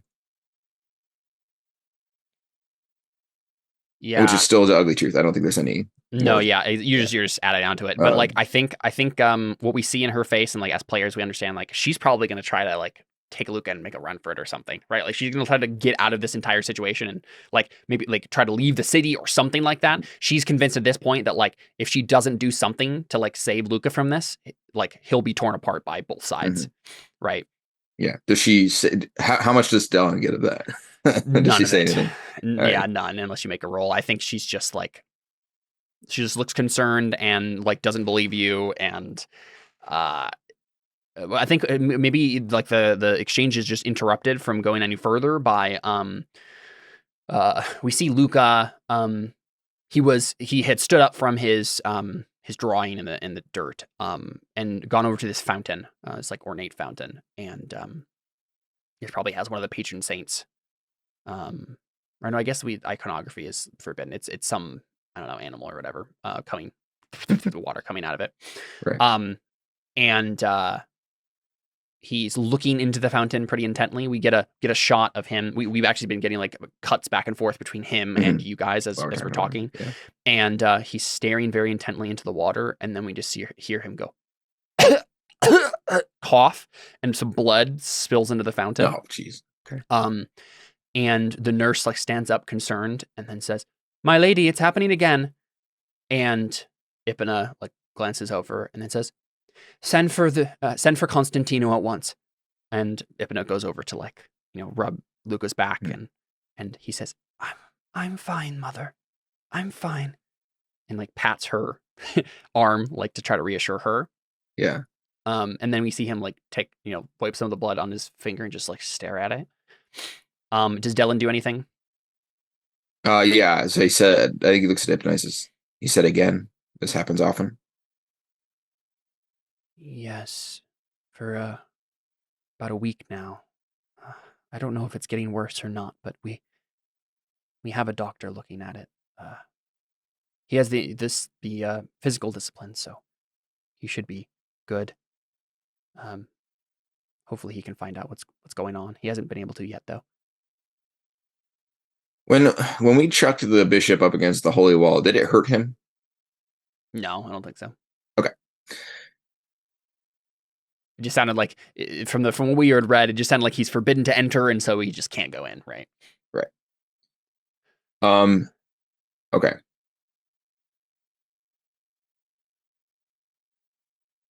And the nurses run off at this point to like go fetch Constantino, apparently. Okay. So yeah, I turn to look at Ibn again. I say,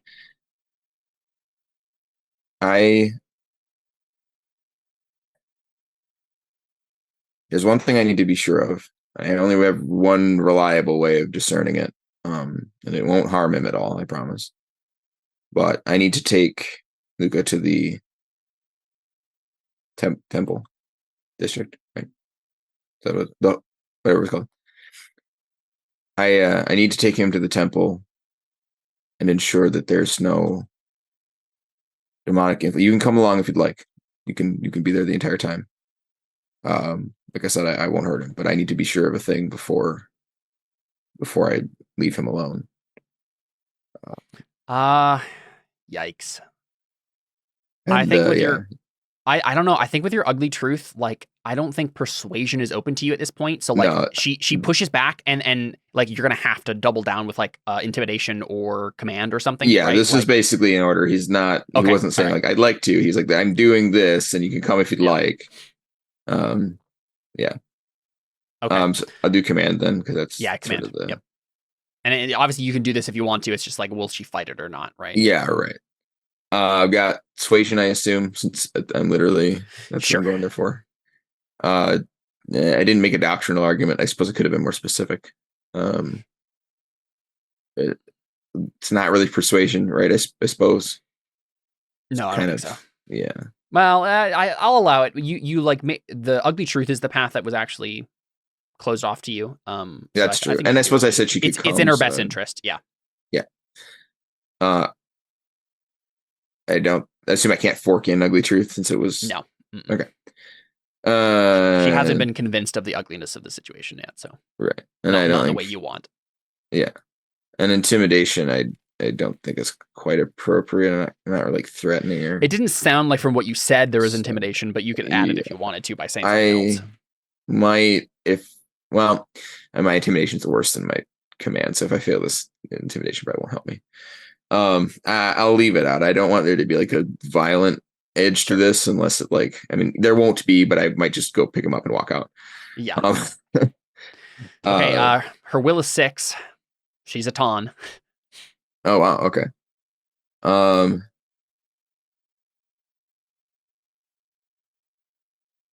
I think that actually might be a change from I think she may have had less will before, but I upgraded her will because of everything that's been happening to her over the last couple of years. That's fair.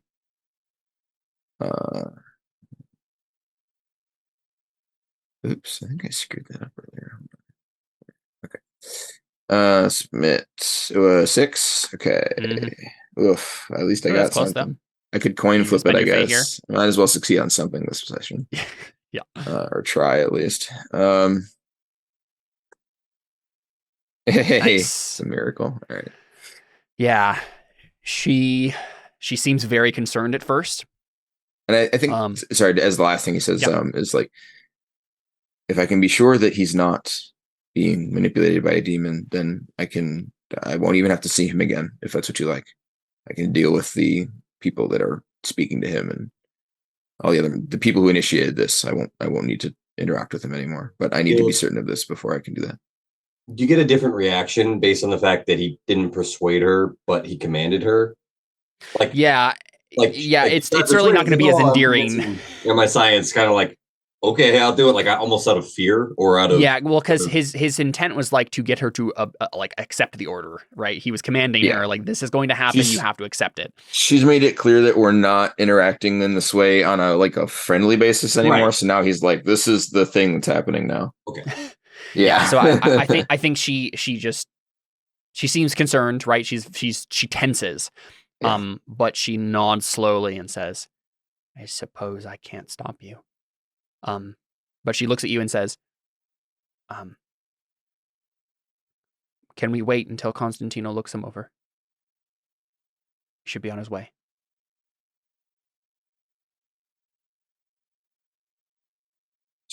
Sure. Okay. So here's a question then. Theo, is there anything else for you to do besides go kill Cantarius and like get back into that stuff? Let's go do that before Connor comes back to play and come back the next session and be like, hey, sorry about this. So, because I think I'm going to have a conversation with Cantarius. That's what I figured. I had a question about it though. Yep. If in terms of the like outside of canon, can I go off the guides of the corruption is almost possessing me to some extent. Like I wouldn't normally be saying some things because of the corruption, like you're not being yourself. I mean, the way it works in fiction, right, or in the mechanics is, you are now corrupt. But like in narrative, that means like there's a tendril of Cryos's that is like poking its way inside. But like the only way it has to manifest, obviously, is when you're spending Artha to do things with it, right? So you can spend a fate point to help you or another person with corruption. You can spend a persona to use corruption instead. That would be the most obvious instance of you're now being taken over by the demon, because if you're spending a persona point to do corruption in place of another skill. So like, for example, if you're doing a being learned and wanted to not have the double odd penalty, you could spend a persona and be like, I'm just doing it with pure corruption instead. And it's described in the book as literally like the dark powers, like doing it for you, basically. Okay. So that would be the most obvious time where that would happen. But I mean, we can narratively. Well, I was thinking like, how in Harry Potter, when they're wearing the Horcrux, and it's kind of like it emphasizes their fears and anxieties, and they kind of like act out of like, if they wouldn't really be acting that way if they weren't wearing it. And I was thinking like, if it's certainly going to influence Theo's personality. Okay. Yeah. It's kind of like, emphasizing small things, the ring for too long, like removing his full control. Where like, if he wasn't corrupted, he probably wouldn't have done that. But yeah, not necessarily. There's kind of an edge more, like with the ring. It's totally on you. I was gonna say it's totally on you as the player to decide when and how that stuff happens. The only time it would mechanically like be forced on you is like when you're spending stuff to do. I'm just gonna I'm gonna play the character as if like sure, go ahead. Like he's kind of like fighting it, but also he's like he does have these actual concerns and he does hate the gods and stuff like that. And it's like emphasizing that to the point where he might try to kill Cantarius or something like that. But it's like he probably wouldn't if this wasn't. I'm kind of going to play where he's half possessed, and kind of some control, but not really. Yeah, you're falling to the dark side, right? Like the dark side is influencing you. Yeah, it's influencing me really strongly. Cool. Well, I figure we just finish out Dellon's stuff here and then do Artha, since there's nothing else really for Theo until Cantarius next time. So let's keep going. I think Dellon, Constantino shows up. And as a reminder, Constantino is like the guy who put the curse on you originally, and now is working for Sergio as like a healer and stuff, right? All the names sounded familiar. Yeah. And so this guy, he has spectacles on, shorter, more scholarly looking man, steps into the garden here. And Luca's probably been put on a bench or something at this point, right? And it's just like sitting next to his mother. And you're probably like standing, looking out into the middle distance or something, right? Like waiting. Yeah, and I'm Constantino, okay. Constantino comes over, and with the nurse behind him, and he doesn't seem like worried or concerned necessarily. He just seems calm, and he comes over and kneels next to Luca, and then says, "Hello, my boy. I'm sorry to hear that you had another episode. Let's go ahead and take a look, shall we?" And Luca just nods solemnly. And you see Constantino like basically do like some like taking of blood, basically. Like however he would do that in a medieval society, like bleeds him a little bit and like takes a little small vial of blood and puts a cork in it, and Lugo seems to grow a little paler, but Constantino like puts a hand on his, pats his leg and says, "Now be a brave little boy. Be a brave boy, Luca. Don't worry, I'll figure out what's wrong soon enough, and then you'll be right as rain." Now, didn't they keep a vial of our blood when they put the weird curse on us? No. I believe it was there was something along. I think.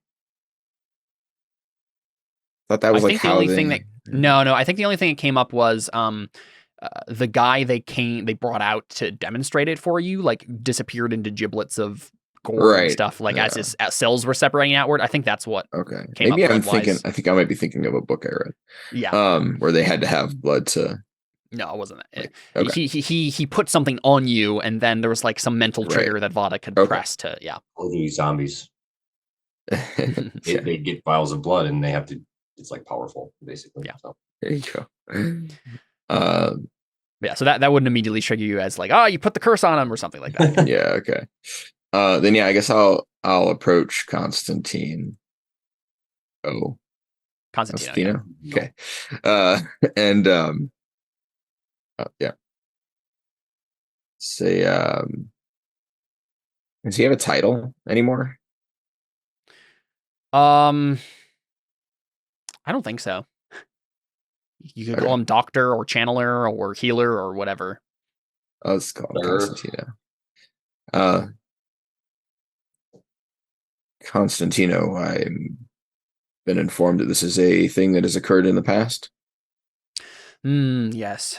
Dellon, I wouldn't worry yourself about it. It's nothing to be alarmed. Nothing to alarm you. The child is coughing up blood, Constantino. I am alarmed. Do you have any idea what's ailing him? Yes. So Constantino does not know how to lie. So I think that's actually shocking. Yeah, well, he has a 7 in ugly truth. He's like he just says things how they are, right? Yeah, right. So I think what he does is he looks over at Luca and Ipana and like gestures like, let's go talk in private.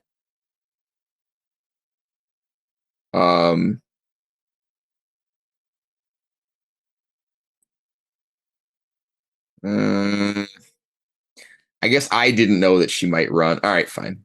Yeah. So it's not like even that you're out of line of sight from them, as you're just like stepping over to another part of the garden, right? Yeah. Earshot. Okay. Yeah, out of earshot. And Constantino looks at you and he says he's going to be rolling an ugly truth here, but the way he says it is, Dellon, I'll have to be honest with you. I did this to Luca. I am attempting to find out what is going on with him, whether or not is he possessed, or does he have some sort of other thing going on? I'm taking blood samples, and the coughing is just an excuse for me to come by. I imagine this might make you angry at me, and I accept that, but it had to be done. And you've given him the sickness that causes him to cough blood? It's worse than it sounds worse than it actually is. Can you make an ugly truth here to have you not like freak out at him? Well, give me 1 second. So that's how like if your intention is to find whether or not he's possessed, I intend to discover that now. I'm going to take him to the temple and press his hand against the Holy of Holies, and if he passes through, then he is not possessed. That's a good idea. What if he bounces off and burns everything? Well, that's why I asked, because we've already done this to somebody and it did not hurt them. So I wouldn't have done it if I didn't know. But he didn't burn up when we did it to the other guy. No, yeah. So it's not that you threw a Mardo in it and his skin started burning off or whatever. He just bounced. Couldn't go in. Yeah. Yeah. I have already tested this method and found that it is effective and did not harm the person. No, that's a perfectly good idea. You should try that. In the meantime, I will be continuing my own methods because it may not be possession. It may be something else. If that is all right with you, Dellon. What do you think it might be other than possession? Yeah, again, he doesn't want to, he can't lie to you. So I You just think not he say anything. It's says, not lying. yeah. Yeah, but then I'll just tell him he has to tell me something, or I'm gonna like put him in jail. Just walks away. I think he says, I have my suspicions, and I think it has to do with his blood. Otherwise, I wouldn't be taking it. Something about his lineage that has made these peculiar traits manifest. Who's the father? So you're attempting rather to discover what's giving him his incredible intellect. Indeed. If there's a biological root, that is my specialty after all. And you can take the spiritual route, and I'll take the biological one. And your intention is to what? You're not going to try and cure his intelligence. So are you trying to replicate it? Just determine the cause. Yes, but why? Because I'm curious, Dellon. To what? Yeah, I'm not going to allow you to cause a child to cough blood because you're curious. I want to know what your intentions are. Don't worry, Dellon. This is the last sample I needed. I have more than enough blood to do my tests now. Oh my gosh. That doesn't sound good. So then you will walk over there right now and you will remove whatever affliction you put on him? It's already been done. You just weren't paying attention. Can I make I realize I have 2 in 9 disciplines wise. Can I make a 9 disciplines or observation? Can I make an observation roll to have determined that he was using magic? Sure. In some way? Thank you. All right. I have 9 disciplines wise, and I think that's it probably. What's the difficulty for that? To just have determined that he was doing something magical at all? It's 1.5 because he doesn't have a skill for this and you do. Oh, no, sorry. He does have a skill for it. Sorry, let me roll that again. He has an inconspicuous, which is... Well, I was doing stealthy. Let me learn. But like, is he running away? No. But he has inconspicuous, which is what he would have done instead. Yeah, he just runs away. Yeah. So your op's 4. Wow, he's pretty good at being inconspicuous. All right. Op 4. Nope. It's a difficult observation test, though. Yeah, so you did miss it. Okay. All right, then, yeah, he just eyes him, sort of gives him a side eye and says, I will hold you to that. If he begins coughing blood again, you will hear from me. So does he have to make a test here? No, I don't think so. Okay. Cool. Yeah. So he's like, feel free, take the boy to the temple. It would be good for him to get in his prayers anyway. I will let Ipina know that she won't have to worry about him just coughing anymore. I'll let her know myself. And then he steps over and like starts talking to Ipina. And we can probably just cut to the temple. So yeah, Dellon, you're just like bringing Luca. Like Ipina's coming if you let her, right? Yeah. So she's behind, and we just see Luca step up into this big empty sanctuary and up to the Holy of Holies. And so I mean, I'll probably pick him up.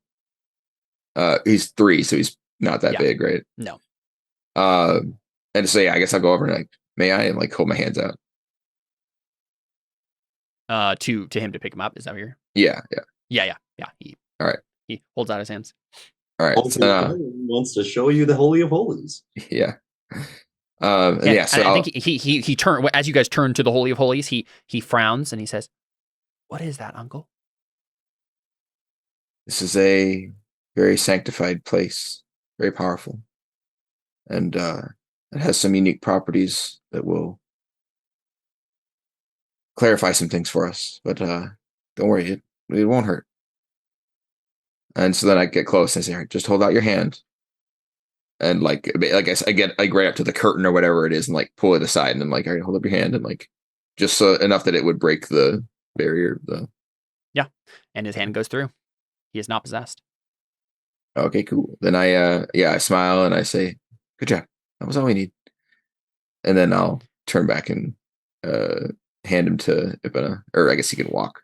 But yeah, and Ipina, he walks back over to his mother, and his mother, Ipina picks him up and gives you a look of, just has relief on her face. Yeah. It's like says, wherever he heard the words, it wasn't from a demon. She nods and then says, "Are we done here, Dellon?" I need to know who it is that he's whoever it is that he's been talking to, whoever you're concerned is in manipulating him. I understand that Eon is at the heart of this, but I'm sure there are others. Yeah. And is that him trying to find out what's he did not figure out what was going on with his blood. So not yet anyway. Mm-hmm. So sorry, you said Ipana, like who are the people who are like involved? Yeah, basically. Yeah, these are the people I'm going to go bother now, and I can leave you alone pretty much. Yeah. Okay. Sure. Cool. Well, I mean, I don't have any particular characters in mind for that part of it, so we can just make the roll kind of like zoomed out and just see what Dellon learns. Let's do it. So are we just doing like a doctrine test? It depends. I mean, if they'll just tell me what they believe, then I'll make a doctrine test. I think so. Okay, it depends on how Dellon's going about it, I suppose. Let's make a social test first. Are you commanding them to tell you? Are you like trying to like how would you ask them to reveal this stuff to you? Because if you come with the sword and you're like, tell me if this is a heresy, then they're going to be way more. But if you're just like, I'm really curious about all this stuff. Like, if Dellon can manage to pull off the like, I just want to learn angle of it, they'll certainly tell you. His approach is like, I need to understand if this is heresy or not. So please explain it to me. And if your answer is good, then it'll be fine. So it's still in their best interest to tell me what they think, as long as it's not a heresy. It sounds like you're giving them the command as a bishop, though. So let's go ahead and have you roll that, and then you can fork in persuasion and intimidation and ugly truth and stuff. Yeah, intimidation, ugly truth. Can you do oratory? I don't know if there's like a group. Yeah, sure. Okay. Outnumbered wise, am I outnumbered? Yeah, I guess. Oh, okay, cool. Thank you. If you're going there, you're by yourself. Yeah, probably. Huh? Sorry? The cult of the Luca cult, the cult that's the Messiah cult that's come around the boy. He's like, tell me what you believe. Like, is this heresy or not? Can I use doctrine? Sure. Yeah. Since I'm okay, and then suasion. I assume since the whole premise of this is whether or not you're okay. Yeah. Let's make this an ob 6. It's like they have a bunch of beliefs about this and would be careful. So. I think I counted these right. 1, 2, 3. Turns out I'm really good at telling people that they should tell me what their beliefs are. I have a lot of forks for this. Yeah. So the thing we end with should have been an Inquisitor. Dellon getting this this information from the cult, and the stuff that you get here. So they tell you. Now we should make a doctrine test now to see how Dellon can make it fit in his understanding of doctrine, right? Okay. Yeah. Like what is this heresy or not, right? They told you things, but right. You can fork foreign. Okay. That's probably it. I think that's all I got. Yeah. I'll just do graduated. Actually, let me check the none of the doctrine obs are helpful. I think it's like the name of an obscure saint is ob 3, and that's where it stops. Okay. Yeah. That's kind of weird. Yeah. Honestly, it's kind of weird that they have doctrine obstacles at all. And so your intent here is to decipher if this is heresy or not? Well, I kind of already think that. Well, so I guess it depends on their answers, right? Like the main thing I'm trying to find out is, do they just think that he's like blessed? Because that could be the case. He might just have the faith attribute. Or do they think that he's like a divine avatar or something? But that's kind of just the answer they give me. The thing I'm trying to roll for to find out, I think, is mostly. So my actual goal was to find out what doctrine they were perverting. So I'm trying to find whatever truth is at the core of it, I guess, really. Yes, perfect. Okay, let's make that an ob 5. Okay. I don't think I'm going to succeed this. I think I only get 7 dice.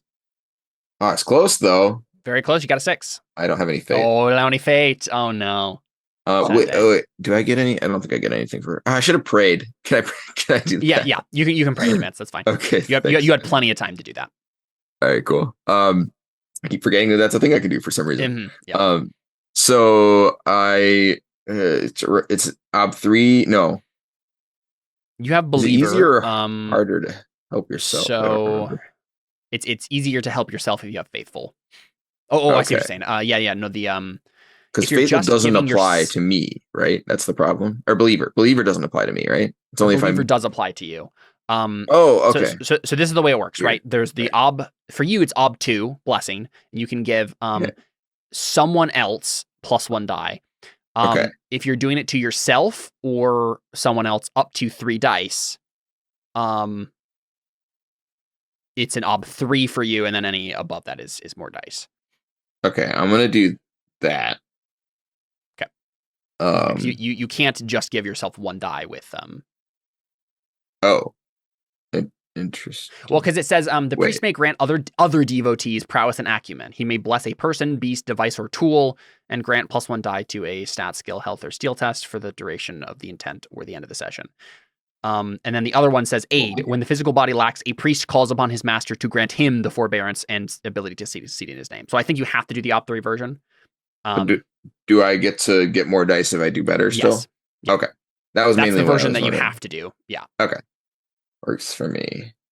What? 0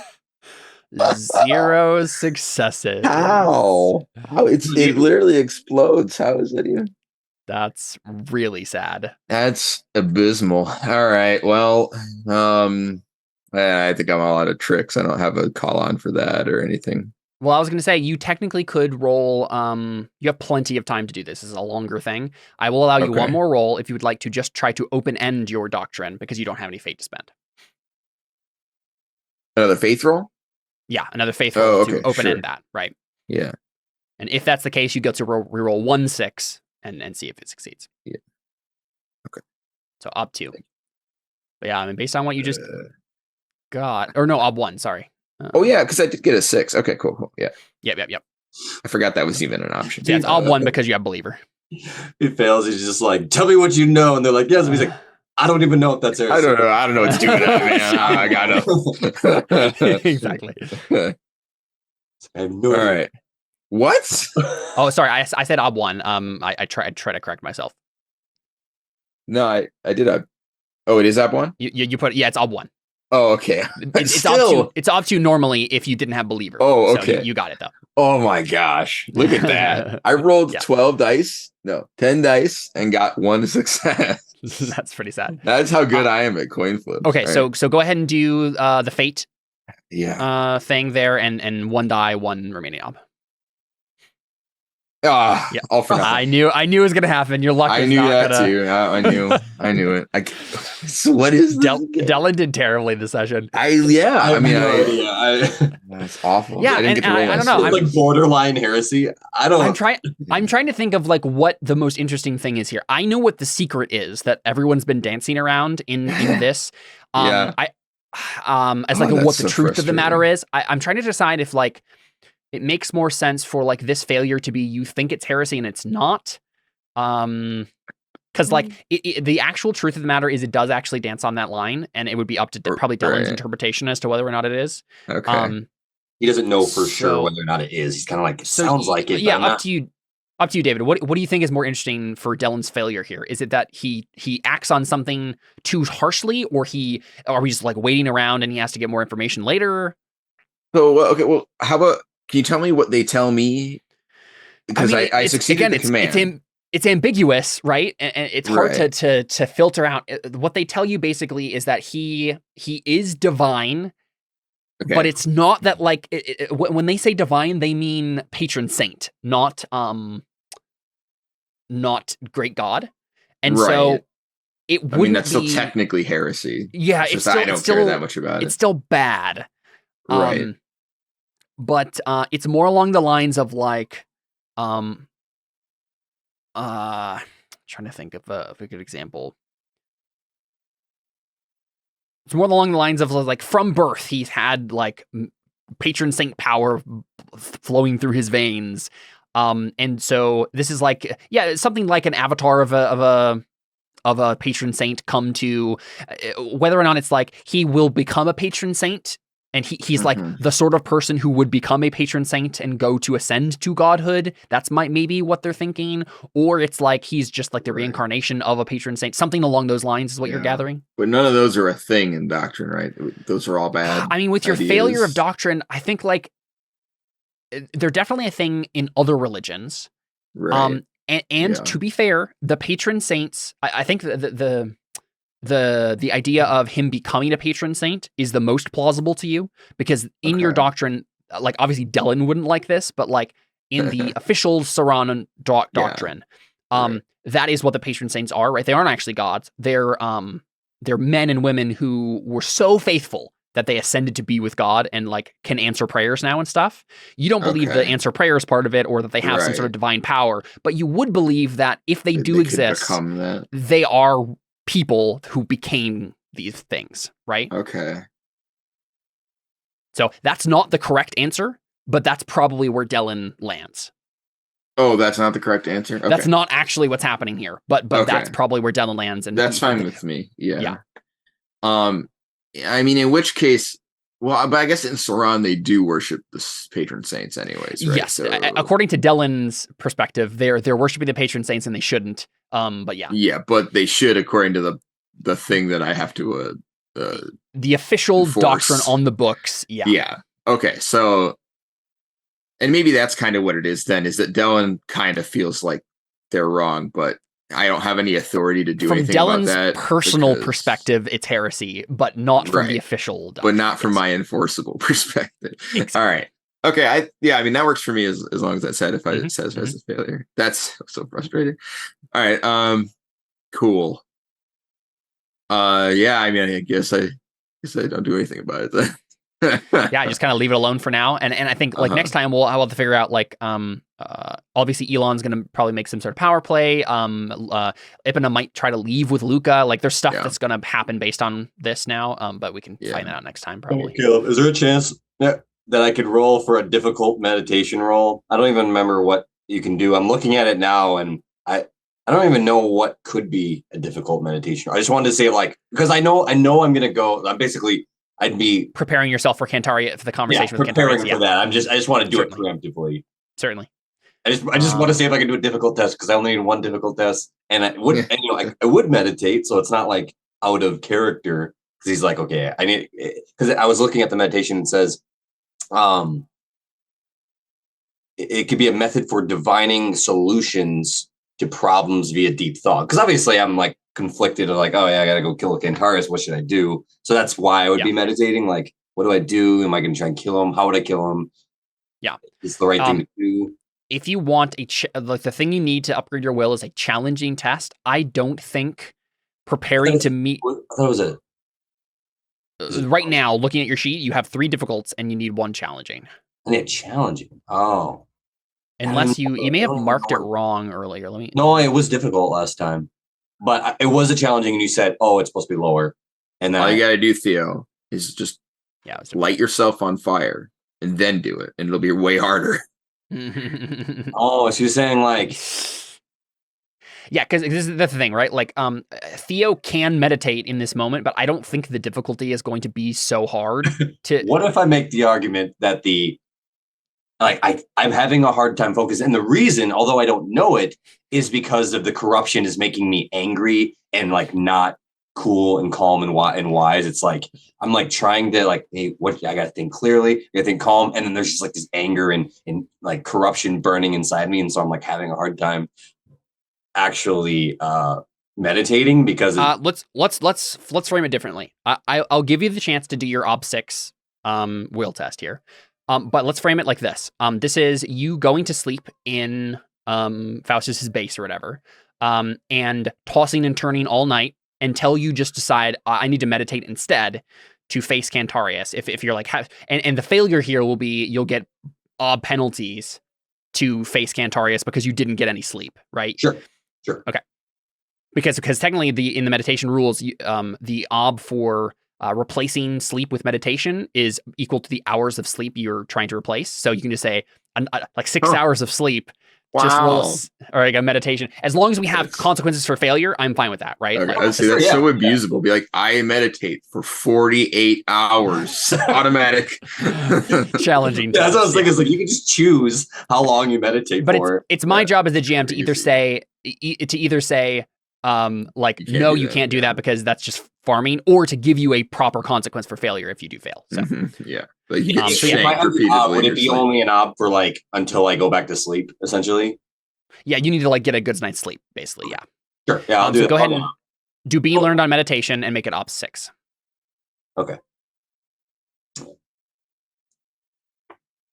What if I Just wait till the next day. Do I get a +1 if I succeed though?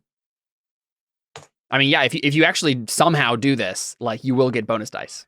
Sure. I don't even think it's possible. It's like a 12, right? It doubles to 12 exactly. Yeah. Oh, This is just for the test. wait, why does it double? Because he's still being learned. He just needs he needs the challenging will test to upgrade his will, but he's actually rolling meditation. Oh, right. The whole point is to farm it for not to learn it. Okay. I was like, how's he not learned it yet? He's done it so many times. All right. That's funny. He only has one actual test in meditation. Okay, I just wanted the challenging test. Yep. That's pretty rough. Successes, though. 10 successes under. I did not. I mean, I feel like it makes sense. So yeah. Yep. I just wanted to upgrade my my will. You got your will up to 6, my friend. Congrats. Very nice. Well, I mean, technically, you still need to spend fate in it to get it to where it needs to go. Do you want to spend some more fate in it? Sure, I guess. Yeah. You can spend 2. To do what again? To try to re-roll dice. So go to the fate thing. The little there isn't really any point in bubble. re-rolling them, is there? Not really. I mean, it's certainly possible. It's just that, like, so you might as well. But like, the main purpose of this is to put fate on will. Right? Yeah, I need to use a lot of fate on it, so I might as well. Yeah. So, two dice. Remaining knob 10. Come on, baby, come on. If you get this, all right. Yeah. He did get a 6 to start off with. That's pretty wild. So I can't re-roll that, right? No, that's it. No, it's opened automatically. Oh, okay. Yep. So you have 11 fate and will right now. You need 20 to do what you want to do with it. So yeah, that's 2 right there. So yep. Sweet. I can still center later on, though, right? Yeah. Well, I mean, no. I mean, that's you can do center. Yeah. But like, I think you failed by a lot. I think you're gonna have a +3 ob. You're exhausted. Wow. Let's take a look at wounds and things. Maybe just wait till the next day. Yeah, let's wait till tomorrow. Well, basically, I'm just going to have a conversation. I'm not necessarily. I'm going to talk to Cantarius and see if I can kill him or get a chance. So I may not actually try to kill him because. Yeah, I kind of assumed you wouldn't end up trying to kill him, because it was more like I need to know the right tactic to either talk to him or figure out what to do. Because obviously, I'm ordered to kill him. So Theo, I'm going to give you a superficial wound, which give you a +1 ob, but that's going to remain until you get you have to recover and sleep and stuff. Okay. So for the next session, probably, right? Theo's going to have to deal with that +1 ob on everything he does. So. You finally got healed, and now you're yourself more. I just gotta sleep it off, basically. So yeah, that's true. But basically, I'm saying you won't have a chance to sleep it off until you've had to do things. Right. I won't let you just start the session and be like, I'm just gonna stay at Faustus' house and sleep again, right? That's not gonna happen. I'm sleeping in. Yeah. I'm assuming Faustus doesn't want me to tell Dellon, or he doesn't want Dellon to know that I'm with him. Even if you because he might get suspicious. Why is Theo hanging with Faustus? Yeah. I mean, you guys were supposed to do that, weren't you? Are you trying to infiltrate the cult? Yeah. Well, did we even establish that we were? I kind of just did it off. No, I think you did. We were trying to infiltrate? Okay. Yeah. I mean, the plan was for Antonius to do so, not necessarily for you to do so, but you decided to do it on your own. Okay. Yeah. But I don't really think Dellon will think it's weird because it was kind of the idea anyways. Okay. More or less. All right, cool. Let's do Artha. So Dellon, you interrogated your father about his part in the new cult, but you failed to actually find out stuff from him, right? I suppose. Yeah, that's true. Yeah. So I'll give you a fate for it, but like you didn't really learn his part in the new cult. That's the issue. Yeah. Right. He has a piece of it that he's hiding from you. So you'll have to go back and right now I'd rather have fate anyways. Yeah. I'm so little. And then you attended to the meeting that Sergio had arranged. No, you didn't. I didn't do that. I was gonna talk to him. We forgot about that. It's all right. Yeah, it's fine. You determined what doctrine. You failed to determine what doctrine they've. I'll give you whichever one you want from that one. Like you could see it on the command, even if you didn't come to the conclusions you wanted to. Oh.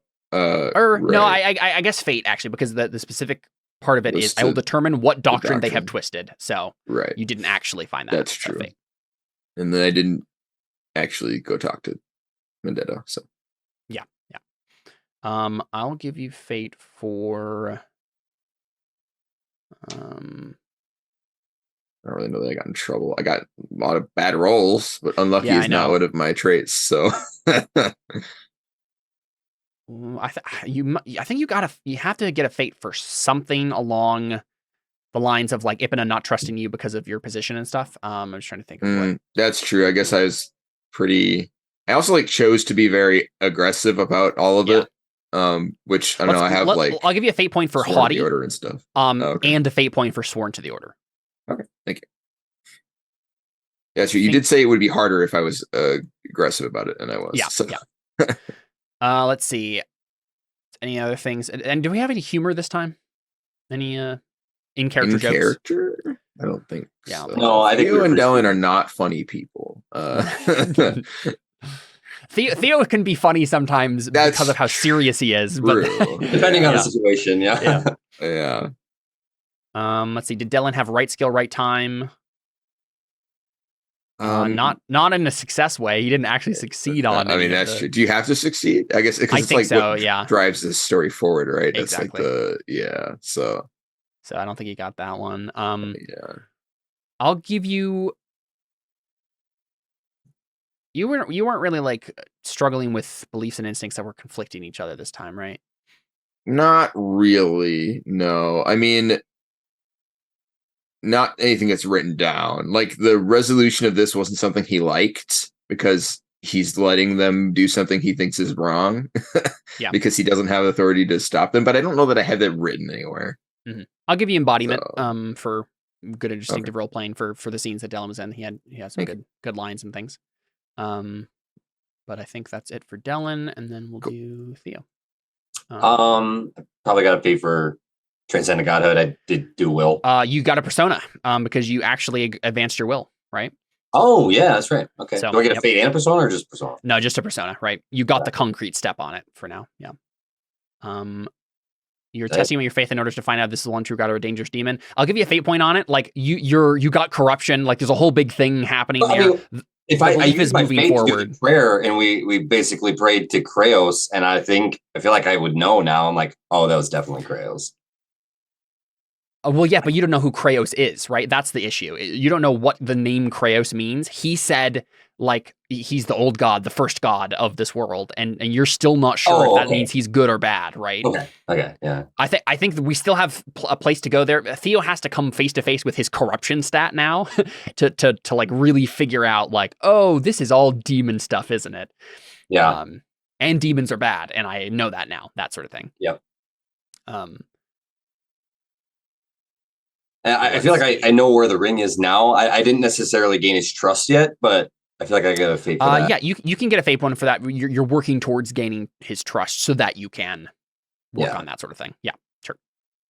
I'll give you a fate point for never give up a chance at power.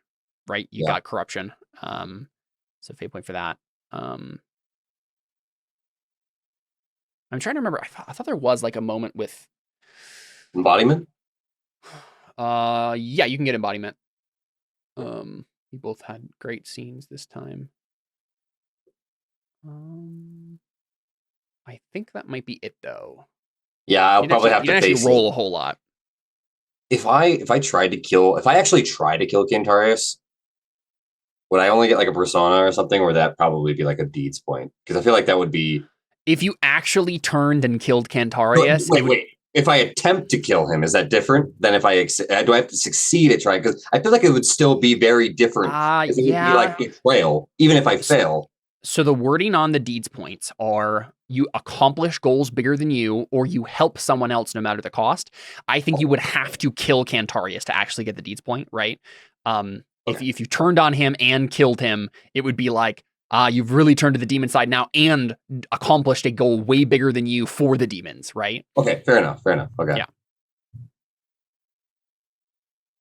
Like that's it. But yeah, I think that's it. You were bargaining with higher powers, but not for something pure and innocent like love.